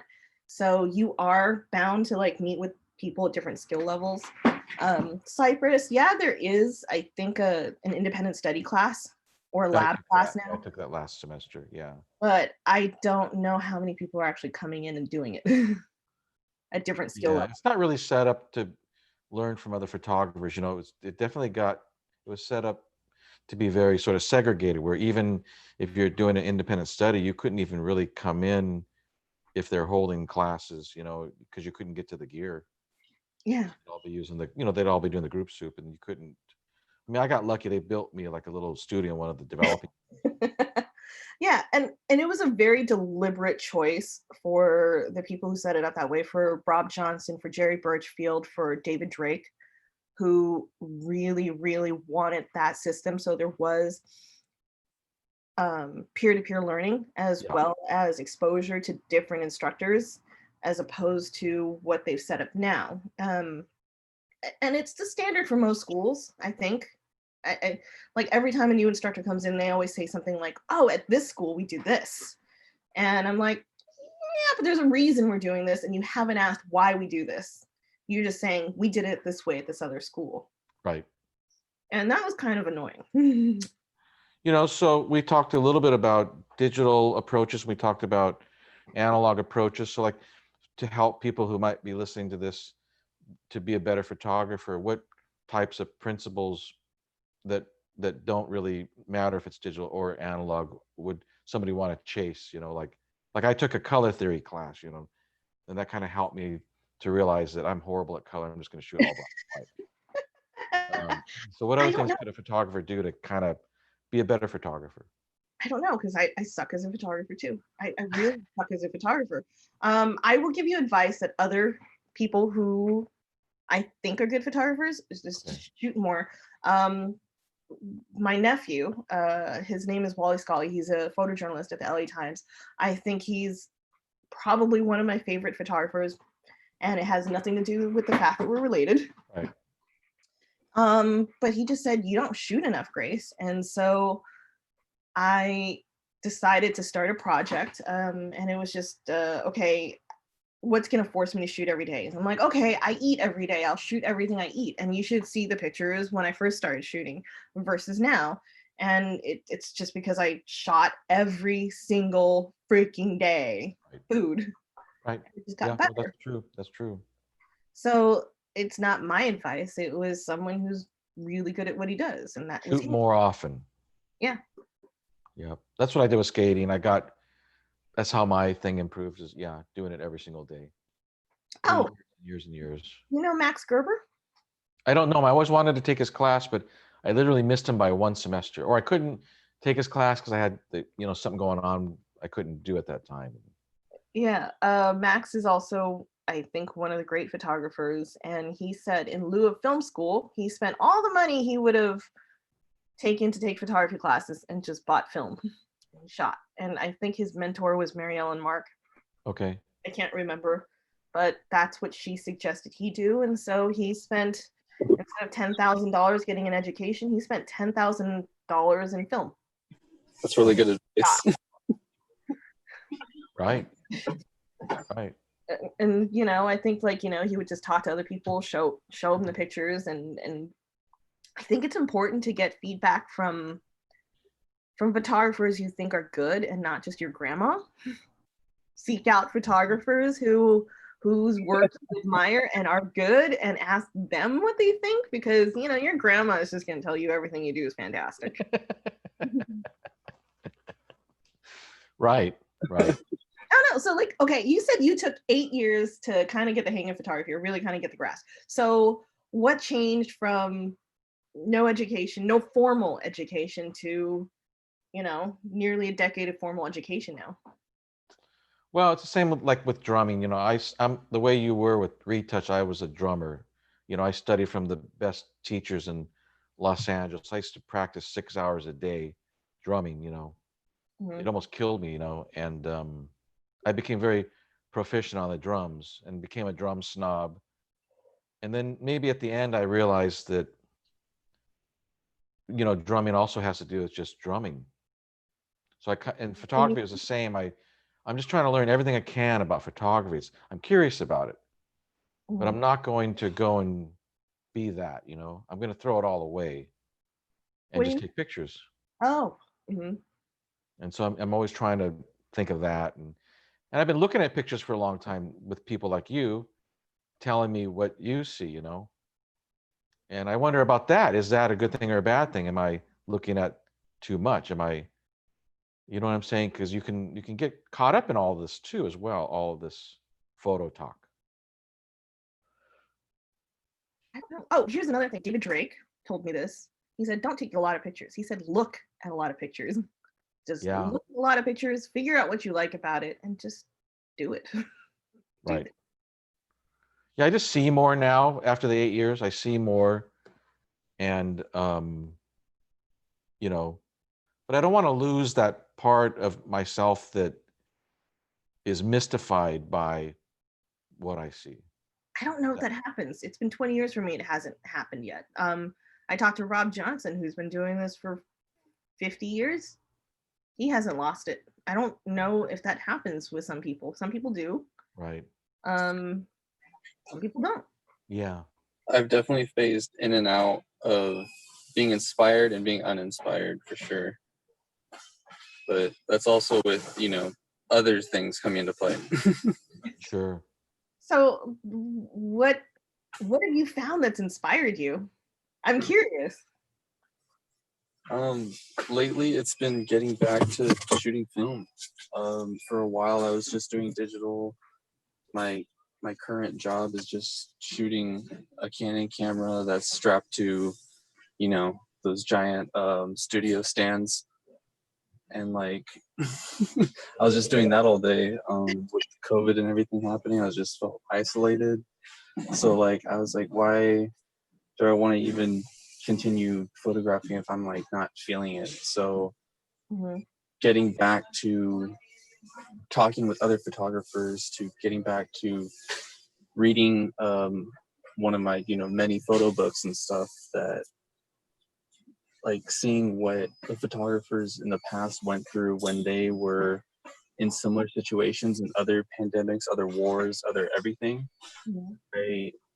And also going through some personal kind of therapy mini sessions, you know. I started to get to the root of it, which is like I am just stuck in like the same cycle, and to do that I need to relinquish control. It's like, you know, just take these photos, and every now and then I'll implement a goal. Okay, I want to take photos with better composition. Okay, I'll practice my composition. Okay, I want to take photos that are out of focus but interesting. Okay, I'll do that. You know, I'll like set goals for myself, and when I'm satisfied, then I'm like, okay, I'm kind of relearning this. I'm getting back into it. I'm here and I'm trying to express myself the best way I can through what I knew and what I'm relearning, you know? So that's been really inspiring lately, and getting the results back from that has been, I mean, I don't know how to describe it. Also part of being out of a productive art school setting for about a year was really like kind of depressing for me. Is it the lack of stimulation or Structure? Oh, well, the lack of like going into, you know, the lab like every day and just shooting the shit with my friends who are also photographers or just other artists, and getting feedback, creating ideas together, you know, bouncing things back and forth. And I was just having less and less of that until I stopped going to art school, and I had pretty much none of that. And then it just, I don't know, I just missed it, you know? And then getting back to reconnecting with people, even connecting with you guys and talking more photography stuff, it's like I'm getting back to talking more about it, to learning more about it, and therefore doing it and implementing it, you know? Oh, I have the Time Life series. I have a double set of the Time Life series of books. Do you want it? It covers film pretty much, because Yeah. film, there was really no digital at that point, and so you can go into a deep dive. Yes. It's Book yours. rate. Book rate. Are you gonna come down to LA anytime soon? Probably not. Actually, I'm gonna be going down to San Diego in September. I could stop by probably. Okay. If not, I'll join you in San Diego. I love San Diego. Haven't been there in a couple years. Okay, sounds good. Thank you. Cool. Go to Vegas. Things happen on coffee and cameras. Sorry, I'm caffeinated. Caffeinated. We got to go to Vegas. We got to go to New York. We got to go. and here's the thing: I'm not one of those coffee drinkers that are like having it black. There's so much sugar in there. So I'm caffeinated and I'm on a sugar high right now. That's awesome. I love that. I love what Frank said. It's so true. I mean, I'm with him on that whole thing about being around other photographers talking about it. It's important for me. It was a game changer because I was just the photographer, you know. I was the only guy there at the skate park. And then when I started hanging around all you guys, changed my game anyways. So what's it like at Cypress now? It's been 2.5 years since I've been gone. I know they implemented a lot of changes, and it's just the desert now.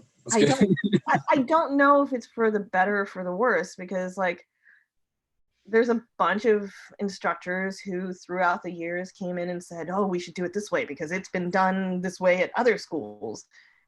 And I don't know if that's truly effective. I don't, you know, I tell you this, that I was there all the way to the end at Cypress, and the people that were teaching were good teachers. I learned things from the teachers there about color theory and processing, you know, the whole process of digital photography. Mm-hmm.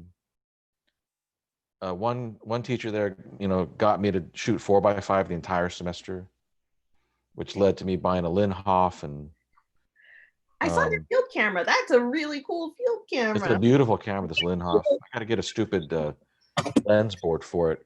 So they're really great teachers, but they're coming from a different perspective than what was there before, maybe a different variety. You know, before you had different things represented, you know, in photography. And we talked about this before, I think, you know, and now it's more of a thing where it's sort of all a fine art angle. Yeah. You know, a lot of advocacy. Here's the weird thing about Cypress. The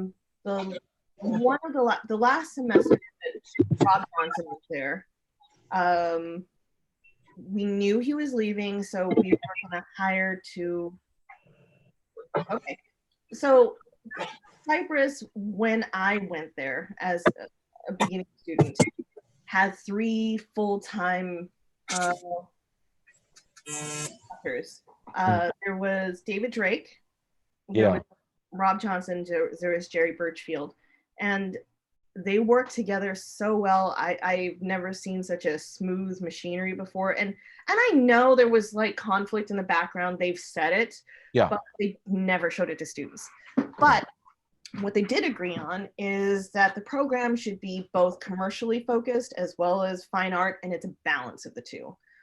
Because you need to make a living, you know? I mean, it's not like we're gonna really just do this and make art and not have a way to make money. That's not the demographics of our students. Were doing this as a career choice. It was a vocational program. It wasn't at the time. Oh, that's another thing. At the time, photography wasn't part of fine arts. It was a part of vocational training. Yes, that's why it was located over there.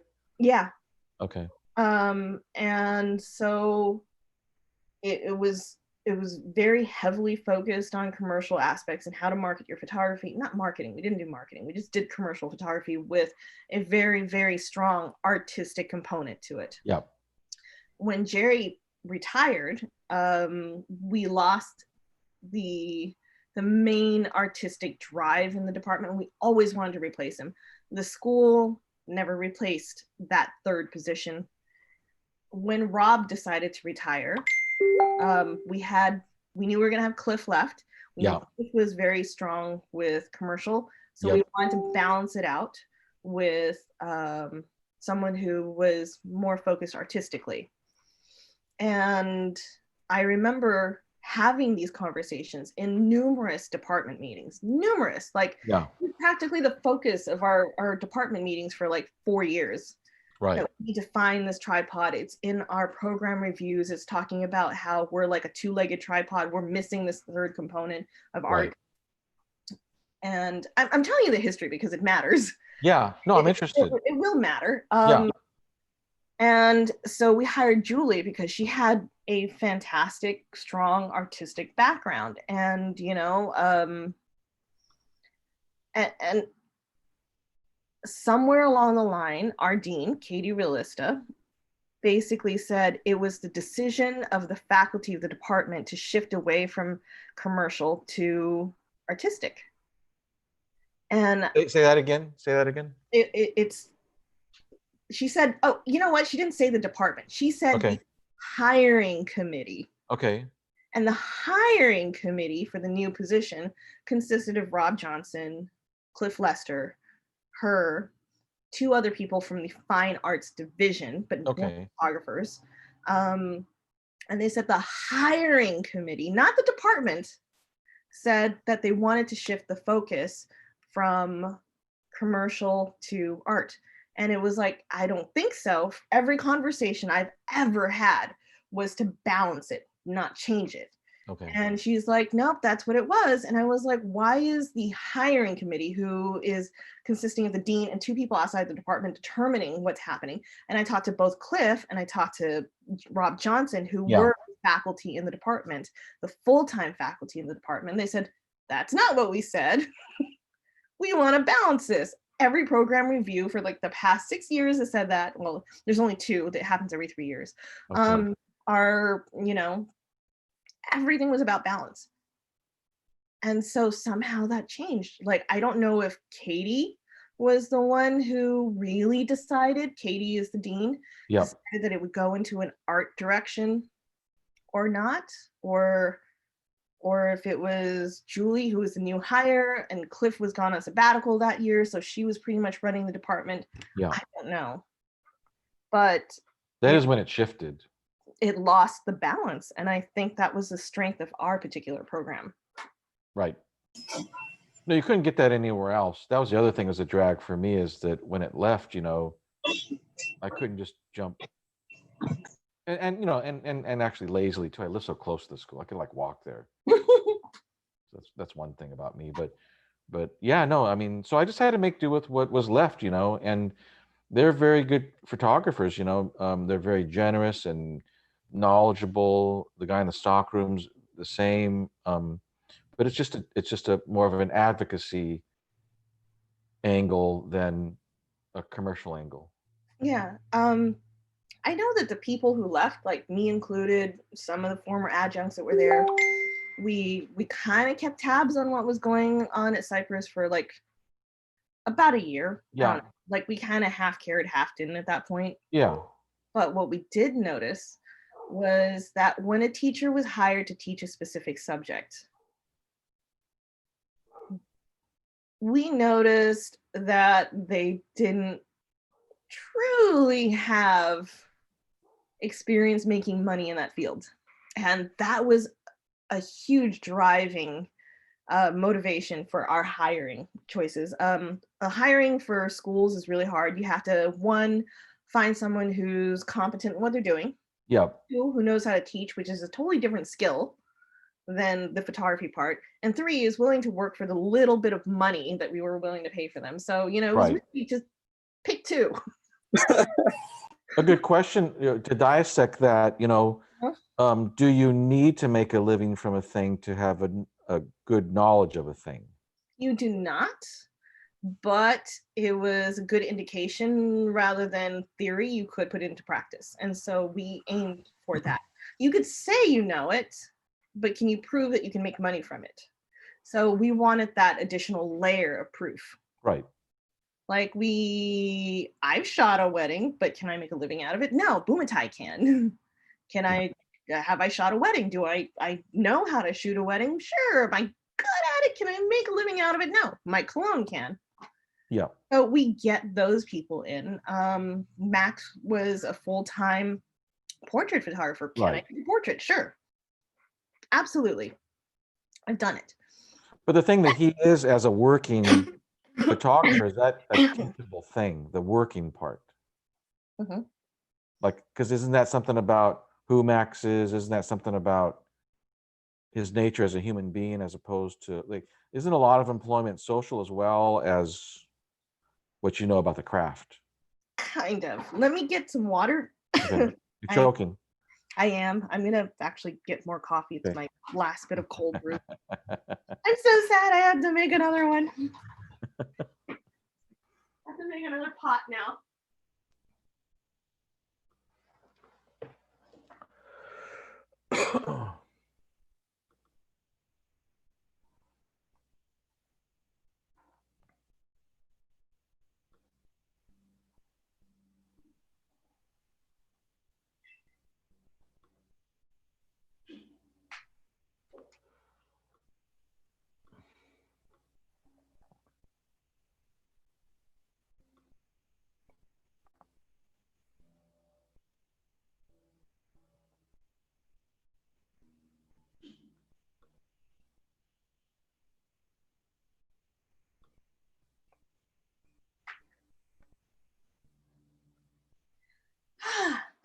Last cup.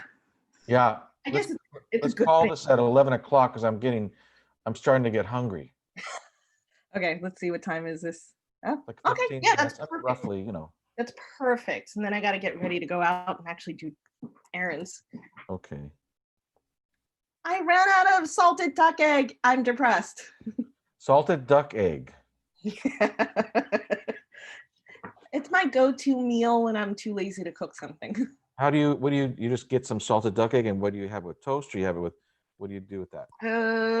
Sometimes I'll just have it with rice, but most of the time I'll mix it in with fresh tomatoes and mix it up, pour it over rice. Nice. So simple. And I've lost my train of thought. My mind is all over the place right now. I am so caffeinated, so on a sugar high. It's insane. We were just talking about Cypress College, and we're talking about, you know. That's right. And you were asking if you need to work in the industry or not. Yeah, to know a thing. Do you need to work because there are certain attributes of working in the thing that you're socially something, or that you knew people. I got most all my jobs from who I knew. Yeah. Okay. Not what I knew. I think you can know something really well. It's not like I ever got paid for astrophotography, for instance, but I was doing it a crap load at home. I have 3 telescopes sitting in my living room right now, you know, and I do that stuff. And it's because at one point I actually wanted to be an astronomer and not a photographer. Okay. and it's still an interest, and I still am very heavily into it, but I've never made money from it, and I'd rather learn from someone who does. And I'm not gonna name names here. No. Right. Yeah. But there were instructors at Cypress who used to shoot weddings, but they don't make their primary living out of it. Right. Nor have they done it extensively in years. And they're like, but I've shot a wedding and I've done weddings and I want to shoot wedding and I can teach the wedding class. And I'm like, you don't know modern practices. Can you really make a full-time living out of it? I'd rather learn from someone who is making a living out of it rather than just saying they could. Right. So you could do that. Same thing. Yeah. So I don't know. We just wanted that extra layer of proof. That's all there was to it. Right. And so all the people that were teaching adjunct or staff were people that were making a living at the subject matter that they were teaching. The adjuncts were, not the full-time. The full-time probably still did photography, but not, their living was made from teaching. And sometimes their practices were a little antiquated because they weren't. Because it had been a while. It had, and that you could tell. Right. And they were good enough to step back and not do it. And that was huge, and it was important for us. And so, why we hired Max Gerber. He was good. You could see it in his photograph. He was definitely making his full-time living from it. So let's learn from him. And it's hard. Being there, I know that it took 2 years. We headhunted. A lot of schools would just take in applications, we'll look at the resume, and we did that to a certain extent. Yeah. Often we headhunted for teachers. Like Mike Cologne was headhunted. I don't think he approached us to teach. I think we approached him. And it takes about 2 years to get the hang of teaching. And it's not necessarily the teaching part, because Mike was teaching already, but it was teaching in the framework of higher education and what rules were restricted by. So that is a huge learning curve, and that affects the way someone teaches for a year or two. And there needs to be someone there to guide them into teach what you teach, but this is the curriculum. You need to teach to this curriculum. You need to abide by these particular rules because of ADA compliance, because of FERPA standards, which is like privacy standards. All this stuff needs to come into play, and you need to know that. And writing syllabus, there's actually a syllabus guideline, and most instructors don't do that. What I noticed working there for nearly 15 years is that teachers don't look at the curriculum, the actual thing they're supposed to teach. Yep.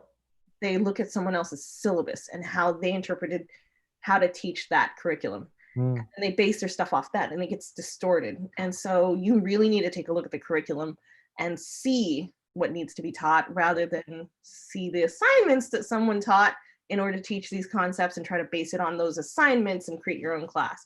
And why did they look at assignments? Why did they look at that as a reference? I think most people just aren't aware that there's an actual curriculum. They kind of go, oh, it's a wedding class. This is how I would teach a wedding class.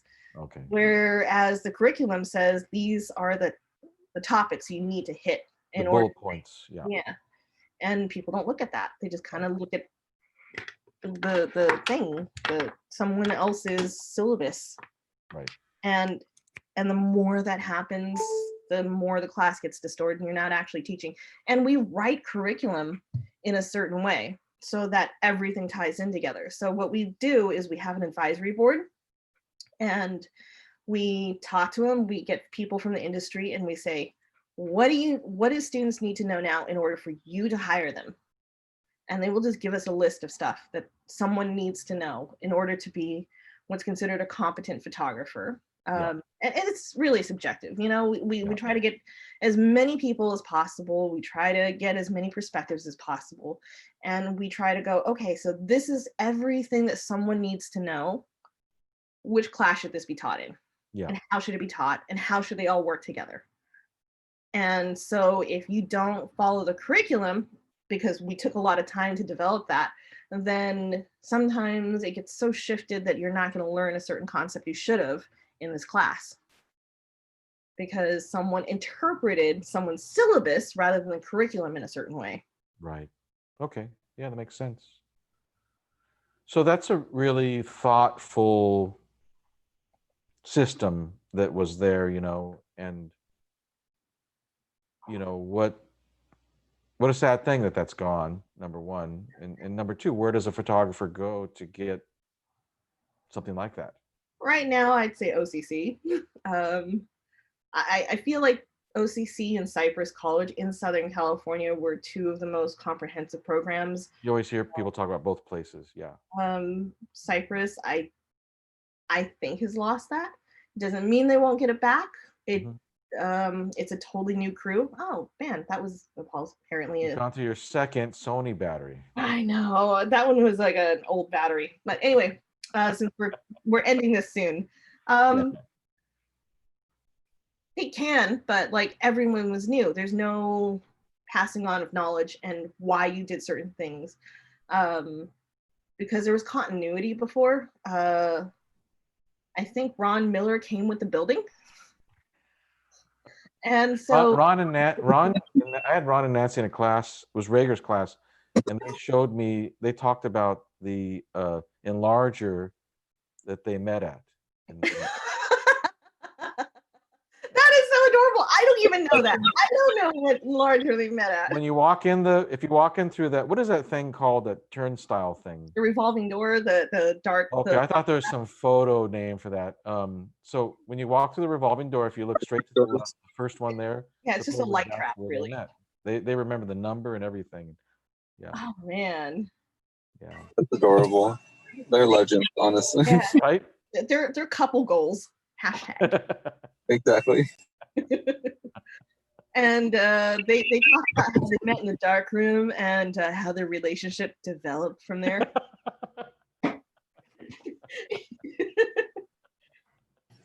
Yeah, years. I was actually wondering, Grace, what do you think of high schools that are implementing college professors and like making use of basically the last of the college dark rooms with local like city colleges and stuff? We kind of were about to start that. It was a dual enrollment. So you would take classes in high school and get college credit for it. And I thought it was a great idea to bridge that, because then there would be a continuity of information, so you don't have to learn something twice. If you need to learn a concept, you learn it once, you get the foundation, then you can move on, rather than having to just go over stuff you already freaking know. The problem with that is that it was hard for instructors to adapt content to minors. Right. And so say you would take a conceptual photography class, or an art history, but like a photo history. There's a lot of nudity. People were shooting nudes in figure studies. And so do you show that to 15-year-olds? Right. Do you show naked chicks? Do you talk about a lot of the harder concepts that you could talk about with someone who is legally an adult versus a minor? And I think it can work. I think it's just a lot of work for someone to have to adapt. And they may be the person who's teaching at 6 different schools and doesn't have the time. So I don't know if in practice it would be effective, but in theory it could be. Right. Yeah. That makes sense. Cool. I didn't know because my sister may hop on soon, but she took, I think, 2 classes at San Diego City College, and they were mostly like photo 101 and 102, but they're dedicated to high school students. Like they're like programs, and they didn't really tackle the harder concepts. It was just the basics. I think it can happen. Have I told you about my idea for starting a photo school online that's college level? A little bit. A little bit. Kind of touched on that. We will get Right. to that on another Zoom meeting because I know we don't have much time today, but I want to tell you my concept and I would love to see if you guys would like to participate, I guess. Yeah, sounds good. Let's do that next time. I was talking to Joey Hieda, and he was saying that he misses the whole peer review thing, and so there's certainly things that photographers want, that maybe are not easily being met right now. Mhm. And then when you tag on, COVID-19 to the whole thing, I mean, Yeah. right? How did that work with Cypress? You were still technically a student when social distancing was implemented, right? Yeah. How did that work with lab? How do you even get through lab? Like, it's The not one thing I know about it is that, because I mean, obviously you couldn't do it in a lab. It's too communal. like, Everybody's touching the same tongs. You're going through that little divider thing. There's no way you can keep 6 feet away from each other. And at that time, there was no, as far as I know, they weren't telling us that we couldn't do that. And I had that one little room all by myself. But I heard that somebody in one of the classes that I was not in had COVID-19. Yeah, and but I was never in that group soup with them because I was all banished to my little lab all by myself. yeah. It took me years to figure out what souping was, why it was called group soup. It took me 10 years. I'm so embarrassed. I still don't know what that means. Well, the what is it? The communal dark room, right? No, so I always heard it referred to as group soup. I didn't know where the term came from. And then I was talking to a couple photojournalists and they just referred to processing film as souping the film. Oh. So it was doing group processing, and that's all it was. And I remember we did do that once in the big dark room. Everybody went in there in 101 and we all loaded our film in the pitch dark. Yeah, it's just photographer slang for processing film, souping it. Okay. But yeah, so that's what I remember. And it was a Thursday, and they said, well, we're gonna be closed. Come back on Wednesday, and Wednesday never came. That's the way it ended. Oh, I will leave you on this note. Do you know where the term lumen prints comes from? What is it? What's the term? Lumen prints. No. Do you know what lumen prints are? No, I don't. Okay, so lumen prints are a type of photogram where you basically leave stuff on photo paper and you let it expose to light. I've made those. I didn't know that's what it was called.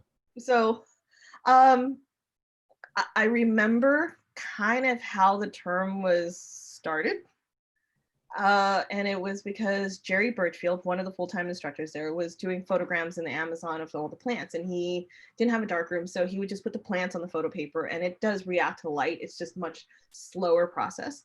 And he was going to make a book out of it, and he knew he couldn't use the term photogram because it seemed 101 and amateurish. Yes. So he's lamenting this, and he kind of walks into what I call Studio 3, but was like the advanced digital lab, the computer lab. And one of the students was sitting there. His name was Richard Hutter. And I'm having this conversation with Jerry about how he can't use photogram because it just seems too amateur. And then Richard's sitting in his chair and he's working on an image, and he turns around in his chair and he just says, "You should call them lumen prints." Jerry's like, "Oh, okay." And then ever since then, I've heard that type of photogram be referred to as lumen prints. How fancy is that? So it was just because he didn't want to call them photograms. That's all it was. And so he published it in his book and he called them lumen prints. And that's how that happened. If you look really hard, I don't think you will hear that the term lumen print referred to any earlier than Jerry Birchfield's book. Right. No, I'm sure. That sounds so uptown. Yeah, that's really cool. It's just like, the silly shit that happens, like just those in between moments. And I remember I was working there as an hourly. I don't even think I was there full time. I might have been there full time. I don't know. But yeah, it was just one of those stupid conversations that happened. And it was a student and he was a great photographer that suggested it. So you never know what comes up from communal work areas. That's why it's so necessary. Yeah, and Jerry wasn't even talking to him. He just kind of said it in the same room, and it happened.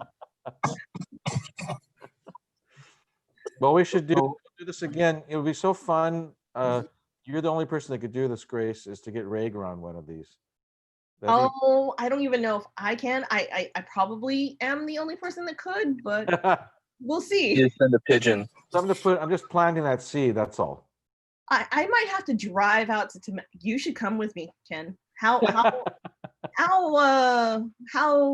free do you feel? I have about 6 more days until I'm 14 days quarantined. If you want to, we'll go out and we'll I'll have to think about that. I'm being I made a few mistakes, so I'm trying to be very thoughtful about that. I have too. I went out with friends and I felt really guilty. Right. Right. And the thing's getting worse now. And then you think, God, what did I do? And this thing is just such a mind fuck. I know. But it's up to you. I will say that 6 more days, I am gonna be completely isolated. Except for today, I have to go buy some groceries. But hopefully. Oh, you don't have that stuff delivered? I can't get salted duck eggs delivered. Right. That would be a difficult one. That one's hard. Like there's delivery services, but they hit the more westernized markets rather than the Asian markets. So there's ingredients that I'm like gonna try to run in, get them, and get out. Well, you should be fine. I know that when I first became aware of COVID, that places like H Mart, they were less crowded than Stater Brothers and etc. Because my only belief, and this is just a theory, is that people figured all those Asian people had the COVID, so they stayed away from those kind of stores. Oh, I have another theory. I don't know. That's possibly true, but like I think in Asia we were closer to the source of the outbreak, and we also had a lot more social experience, wearing masks, social distancing. It's part of the culture already. When you're sick, people wear masks. I don't know how Japanese you are. What generation are you? Not very. Like, I'm just curious, like how long your family has been in the U.S. Oh, I'm 3rd generation. Okay. I don't know how much bleeds down, but like, when I go to Japan, when I go to Thailand, when I go to anywhere else, if you're sick, you just wear a mask. China, I know. You just do. It's so it's not a big deal. It's not. And I think, when it was happening in Asia, I think the communication happened and to the family here. And so Asians started social distancing, started doing all the precautions before because we're used to it. I didn't get that memo. Nobody contacted me. Really? No. Oh man, I still have a whole bunch of friends from Thailand, and they were talking about COVID, I think in very early January, and they were wearing masks. In Thailand, they were wearing masks in January to prevent the spread. That's a great thing. I mean, that's smart. Yeah. Yeah, you don't want to get that.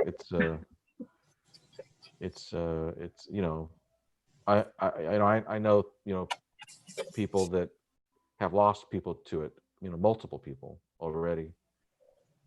Yeah, I think I'll post something on Facebook like about all the safety precautions that are happening in Thailand that I know of, because they're simple and they're just not happening here in the U.S. And I'll post about them. And I think that's a difficult thing because I think that some of it has been politicized, and then whenever anything is politicized, then you're trying to use science against ideology. Oh my God. No truer words have been said. And that's a difficult. Science has nothing on ideology. Yeah. In my personal opinion. I wish it wasn't the case, but I think it's Ken, Grace, this is my sister Brianna. Hey, Brianna. Diana. She's muted. Hi, thank you for having me. Hi. I don't know how much longer we're gonna be on this thing. We're supposed to get off at 11, but I'm glad you joined us. So, are you a photographer too? I'm just starting. I've done a little bit of work with Frank though. Nice. College, high school, self-taught? High school, I'm a junior, or I will be this year. So, Ken, if you can give me 2 minutes, I'm just curious. Like, so what's the Not in a rush. program like? Well, I actually, let's see, I did an art class my freshman year that included a photography unit. But other than that, I haven't really done anything through school. And I don't have any cameras, so I really just try to work with like mobile photography. Oh, that's a camera. That's a camera. I don't shoot. I haven't shot anything but my iPhone for years, and I have a degree in photography, and I've worked in it for 20 years professionally. Oh, wow. And I still don't use anything more than my iPhone these days. That's a good camera in the iPhone. Yeah. The one I just got has the double lens, so it can make the wide angle. Yeah, I have one with 3 lenses. Oh, wow. Say the telephoto lens I've used once in 6 months. You don't need it. Oh my god. And the image quality from the telephoto lens from the iPhone sucks. It's so grainy. It's so bad. Maybe you could use that in some artistic ways at some point. Is it really a telephoto lens, or is it just zooming in? It's an actual telephoto lens. Because you can zoom in digitally more, but it's an actual telephoto lens compared to the normal or wide lens. It's just not a great telephoto lens, is what you're saying. The thing is, it's a really slow lens. The aperture is a lot wider compared to their normal lens and even their wide lens. And so you really need a lot of light to not make it grainy, and it sucks. I don't even use it. I just don't. That's got me curious. Now I want to see a sucky picture from the telephoto on that. That's the very latest phone, isn't it? It is. If you want, I will drop off my cell phone to you. I will disinfect it and put it in a Ziploc bag, hermetically seal this shit. You can have it for a couple days and well, no, I mean, I just mean I want to see some photo that's produced that sucks like that, you know? The way you say sucks, I mean, it sounds like it's really bad. I mean, I like really bad things sometimes.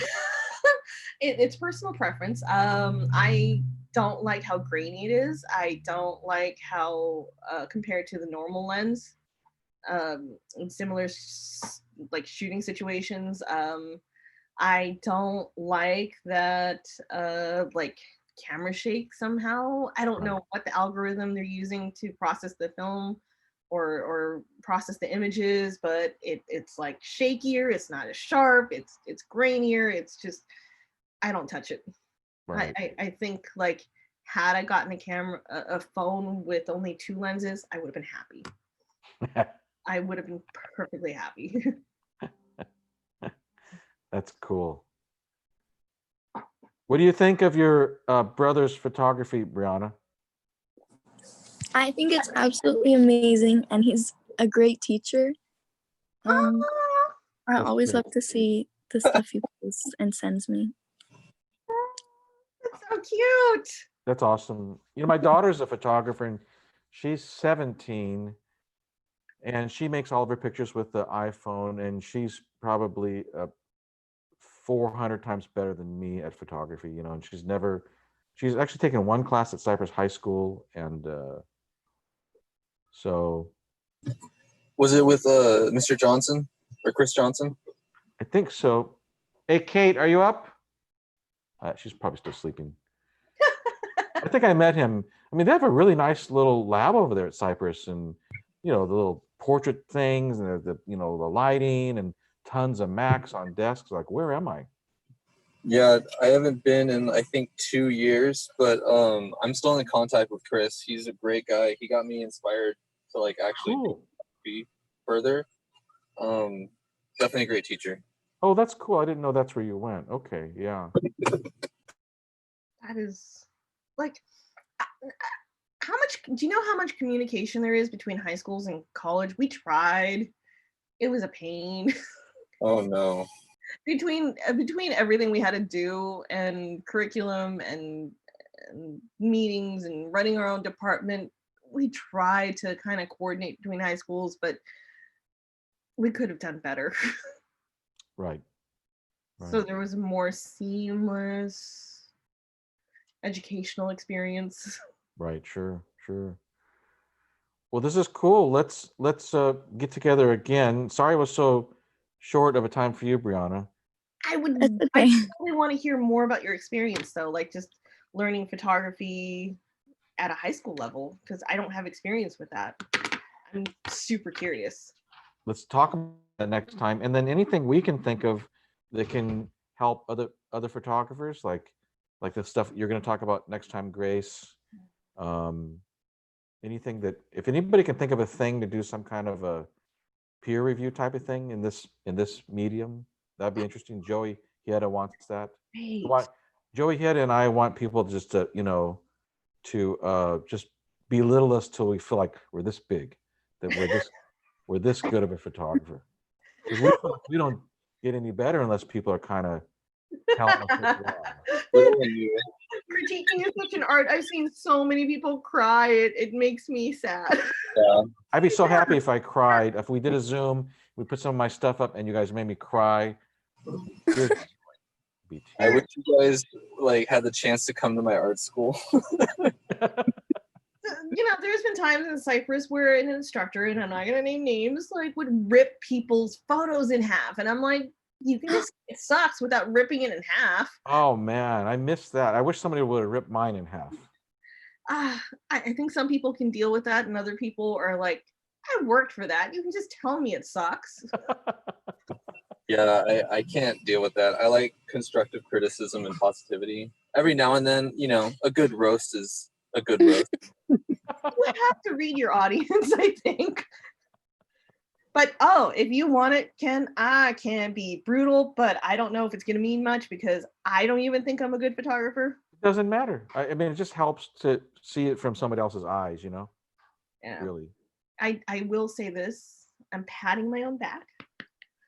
I suck as a photographer. I am a fucking fantastic retoucher.